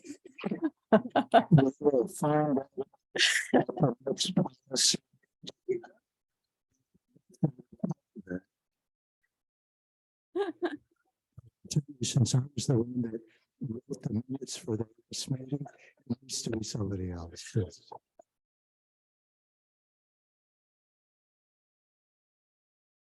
Just a second here. Okay, so I'm sorry, I got distracted. Did we take a vote on that yet? No, we did not. Okay, I'm sorry. So we need a motion. I will make a motion to accept all of the applicants for the policy committee. Do we have a second? I have a second. Okay, Director Thomas, you beat Director Scott to that. Okay, may we have a roll call vote, please? Director Farmer, Aye. Director Thomas, Aye. Director Scott, Aye. Vice President Gray, Aye. President Dean. Aye. Okay, moving on to resources and infrastructure, which is my committee. We got an application from Derek Williams, from Julie Amadei, from James Webb, and from Stephen Sieber. And I got a late application from Mark Meeks. And I would like to accept the applications of all 5 of those people. So I'm asking for comment from the rest of the board. Since folks haven't seen the application from Mark Meeks, I encouraged Mark to apply. Worked with Mark for years on Fiscalia Ranch Preserve, trail maintenance, and invasive species removal. So you're pulling mustard and thistles, lots of great conversations, and his experience, as I recall, Paramount, down south and in there, but not on the movie set, on the infrastructure behind the systems. Sounded like, wow, what a great fit. So that's why I encouraged Mark to join. I think he'd be a very valuable asset. And I have met him in the past. So, did we have any public comment on this? We do not. Okay. Okay. I Well- move that we accept the Okay. We have a the 5 motion. applicants. We I have, second. okay. Motion was from Director Thomas, second by Director Scott. Let's go ahead and do a roll call vote. Director Thomas, Aye. Director Scott, Aye. Director Farmer, Aye. Vice President Gray, Aye. President Dean. Aye. And I have a question for legal counsel. I just would like him to clarify when the new newly appointed members of these committees and commission begin their first meeting. It's in February, I believe, but does it have to be after February 18th? No, I believe it starts in February. Okay, so any committee that has a meeting between now and the end of January, the committee is still comprised of the original committee members. Is that correct? That is correct. Okay, thank you for that Means- clarification. Yes. Yes, I'm sorry, I wasn't recognized here. Mr. Carmel, so in other words, even though Mr. Hiles' appointment here has been approved, he can't attend next week's meeting, which is next week's policy committee meeting, which is a week from today. Is that correct? He can attend, but he's not a member of policy until February 1st. Okay, thank you. Okay, and that would be the same. I believe Finance Committee has a meeting before the 1st, so that applies to the policy committee. I mean, excuse me, the Finance Committee as well. Need more coffee here. Okay, moving on to agenda item 8F.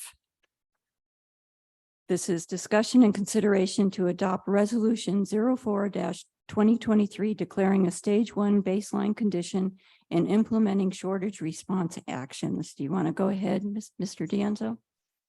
Yes, staff recommends for this item that the Board of Directors discuss and consider the adoption of resolution 04-2023 to establish a stage 1 baseline condition and implementing recommended water shortage response actions.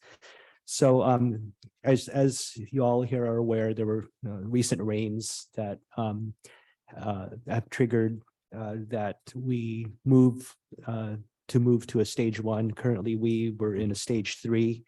Above average rains we've experienced, and I also want to take this opportunity to have Melissa share one last hurrah on our stage 1 baseline to help clarify even more some of the things that we're recommending here. Mrs. Green? Yes, thank you. Okay, so I want to take a minute to remind everyone that the water shortage contingency plan includes the annual water supply and demand assessment. which really asks us to look backwards when planning for our next year, to look around, and then to look forward. So what I mean by that is to take into account what has happened in previous years that might impact our water supply this year, to consider, current conditions such as our recent rainfall, but then also to plan for the future and the potential for, unforeseen circumstances such as, late precipitation in the coming fall of 2023 that might result in an extended dry season. And even if our aquifers are flowing and full now, that is still the only supply we have until the next time it rains. So with that, it is absolutely critical to look at the length of the dry season and precipitation trends when you are determining the stage declarations as part of the water shortage contingency plan. And in doing so, we evaluated both the length of the dry season and then the precipitation totals for what we're using as our dry year scenario for 2014, 2015. And then factored in the actual precipitation trends for 2021, 2022, which were similar.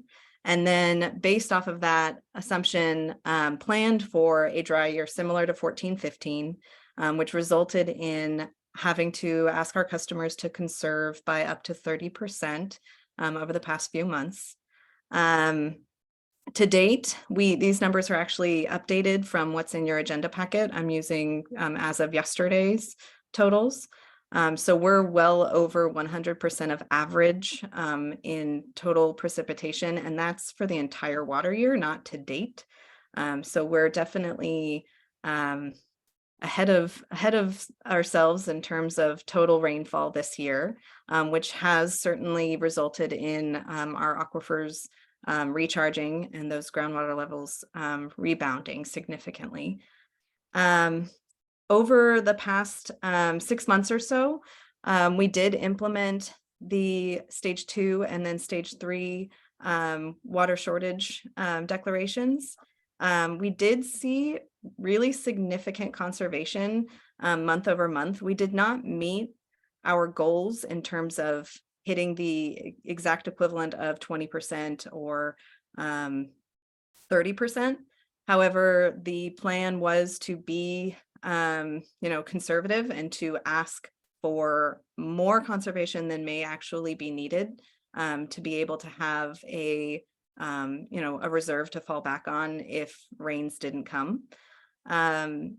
We actually have just finished out the year of 2022 with the lowest total production that I've seen since I've been working here, at just under 500 acre feet per calendar year. And what I did with the table this month, one thing is in response to Director Thomas asking a question about how I had come up with the anticipated water surplus or shortage without water shortage contingency plan action, and that the number wasn't quite adding up. So I broke that out instead of having it in a formula in a cell, and I created a new line. It says accrued surplus / shortage from previous month, and you'll see that it matches up with the actual surplus shortage from the month prior. So negative 5.6 moved up to that accrued surplus and shortage line under August, and so on and so forth. In our recent weeks, because of the rainfall that did occur and the complete and total recharge of our basins, at least, both basins were significantly recharged. What I did was I added a supply adjustment to reflect the ability of the CCSD to meet anticipated demands all the way through March. So those numbers are basically derived to zero out what was the anticipated shortage. So I added 10, and that brought the anticipated total water supply for December up to 45 to match the 44. There was rounding issues there. January, February, and March, those numbers essentially took the anticipated total water supply shortage and had it equal, zero out. So you have, if you're anticipating a demand of 39 acre feet, we're anticipating to be able to supply 39 acre feet. In reality, there's probably a surplus right now, but our basins flow to the sea. So there really never is a true surplus. You can't actually measure something that is constantly changing. So the reason why I only brought the supply adjustment out to March is because, statistically speaking, when we hit fully recharged status, you don't see San Simeon Basin decline until after April 1st. So I'm very, very confident in our ability to continue to supply water without really seeing much of a decline in our average San Simeon well levels until at least April 1st. At that point, I do think it's important that the board meet again to consider, or at least to hear staff's analysis of current conditions, so that, unlike last year, we can actually declare the declaration or make the declaration so that we can see the full benefit of conservation achieved in the month that it's needed. We were sort of behind the 8 ball last year, and we're declaring a stage 3 in the month where we already needed to see that 30% conservation. So I would recommend at this time that the board consider declaring a stage 1 baseline, and then to calendar a future discussion in April 2023. Thank you. Does anyone on the board have any questions for Mrs. Green? Director Farmer. I don't have any questions, but I want to thank Ms. Green for her final comments live with regards to everybody can hear. And thank you so much. Yes, thank you, Melissa. Okay, do we have any public comment on this, Haley? I do not. And no written comment? No written comment. Anybody in the audience wish to speak? Okay. So does anyone want to make a motion to accept? It's on page 132. To adopt the resolution.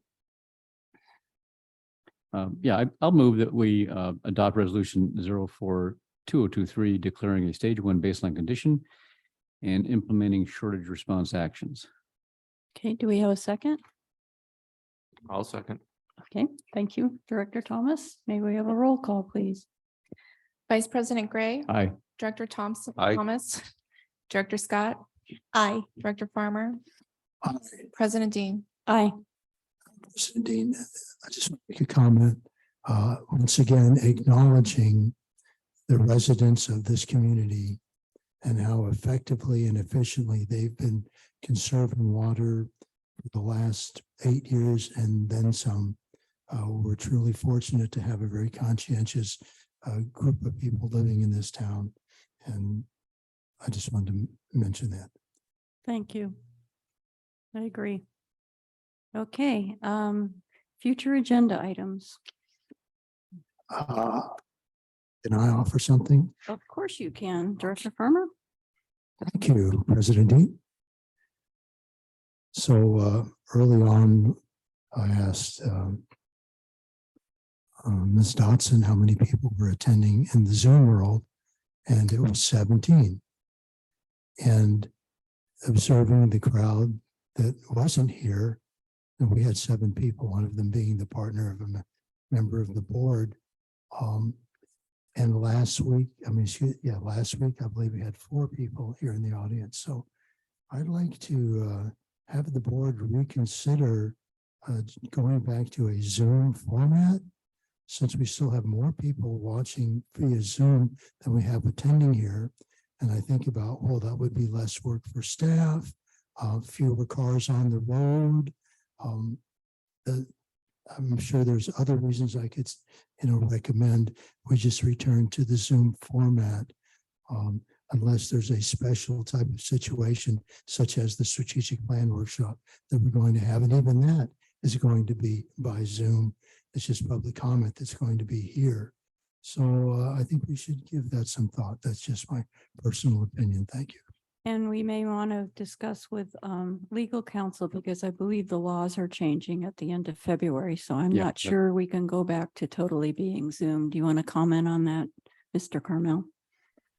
Yes, February 28th, we will no longer be able to hold meetings by Zoom. Unless it's extended, but at this point, February 28th is the date it terminates. We'll be able to do our consultants and everyone, but the board will have to meet under the old fashioned way. Well, we're going to have to create a lot of trouble so more people show up at the meetings. Just to ask, get clarification. We can have the hybrid meetings. We just have to meet in person and we can have Zoom, right? That's correct. Okay, thank you. If you wanted to meet by telephone or teleconference, you'd have to comply with the old Brown Act rules, which, as you'll recall, requires you to post, include the location on the agenda, and allow the public to enter wherever you're meeting from, Which could be your home. Yes. which could be your home. Okay, I'll be here. Anybody else have a future agenda item?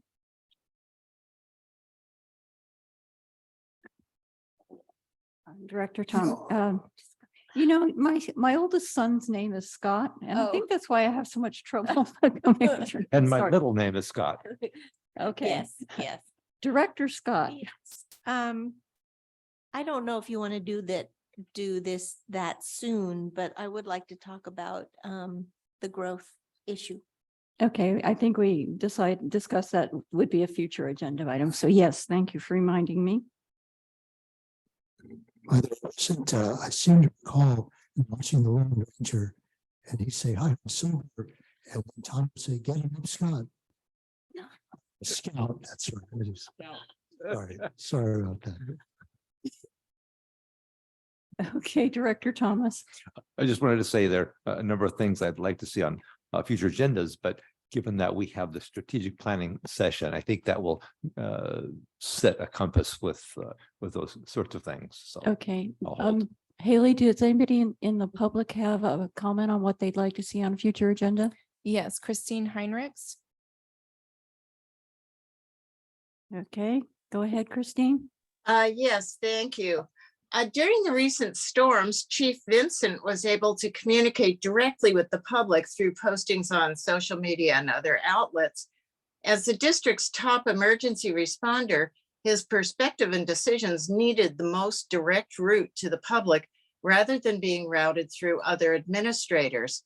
Please consider revising the district's rules on public communication to allow him to continue that direct communication role in future emergencies. Thank you. Okay, thank you. Do we have anything else? Yes, Crosby and Laura Swartz. Okay, go ahead. Good afternoon, President Dean and members of the board. I don't know if this was intentional, but didn't you skip items 8A and 8B today?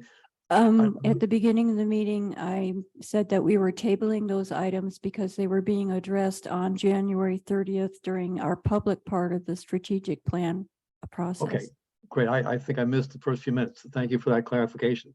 Okay, and since that was brought up, I'd like to remind the public that our next meeting will be a special meeting on January 30th to review the strategic plan process and to take input from the public. And then we will be adjourning to a full day workshop the following day on January 31st. So just a reminder that there is an opportunity for public comment on what they would like to see the board have for goals and objectives for the next 6 months, or actually they're 3-year goals, but we do it 6 months at a time. Director Farmer? If I could request of you some clarification. So isn't the meeting that we're having on the 30th, which is about public input, isn't that in person here? Yes. And then the following day, it's a Zoom meeting. Yes. Okay. Can I make another comment, please? Sure. despite the fact that occasionally I just like to interject some levity. I'm a serious person. With regard to what Director Scott said earlier about, a future agenda item with regard to discussing growth, this idea, the CDP application, this project that's been around for 8 years, it's a very contentious issue. And I know a lot of people have just maybe just gotten tired of it in some ways, but I think when we discuss this item, I don't know if it should just be an agenda item or if it should be a town hall meeting till we finally get people that have been, people that have lived here a long time, that have a lot of historical knowledge about this project, how it's affected this community financially, emotionally, psychologically. I think it should not just be an agenda item, but just a special meeting set aside itself. And the meeting takes place here. That's my personal feeling. Thank you. Okay, we can discuss that. Okay, anybody else? No? Okay, if nobody objects, we can adjourn. Thank you. Thank you. Right on time. Yeah,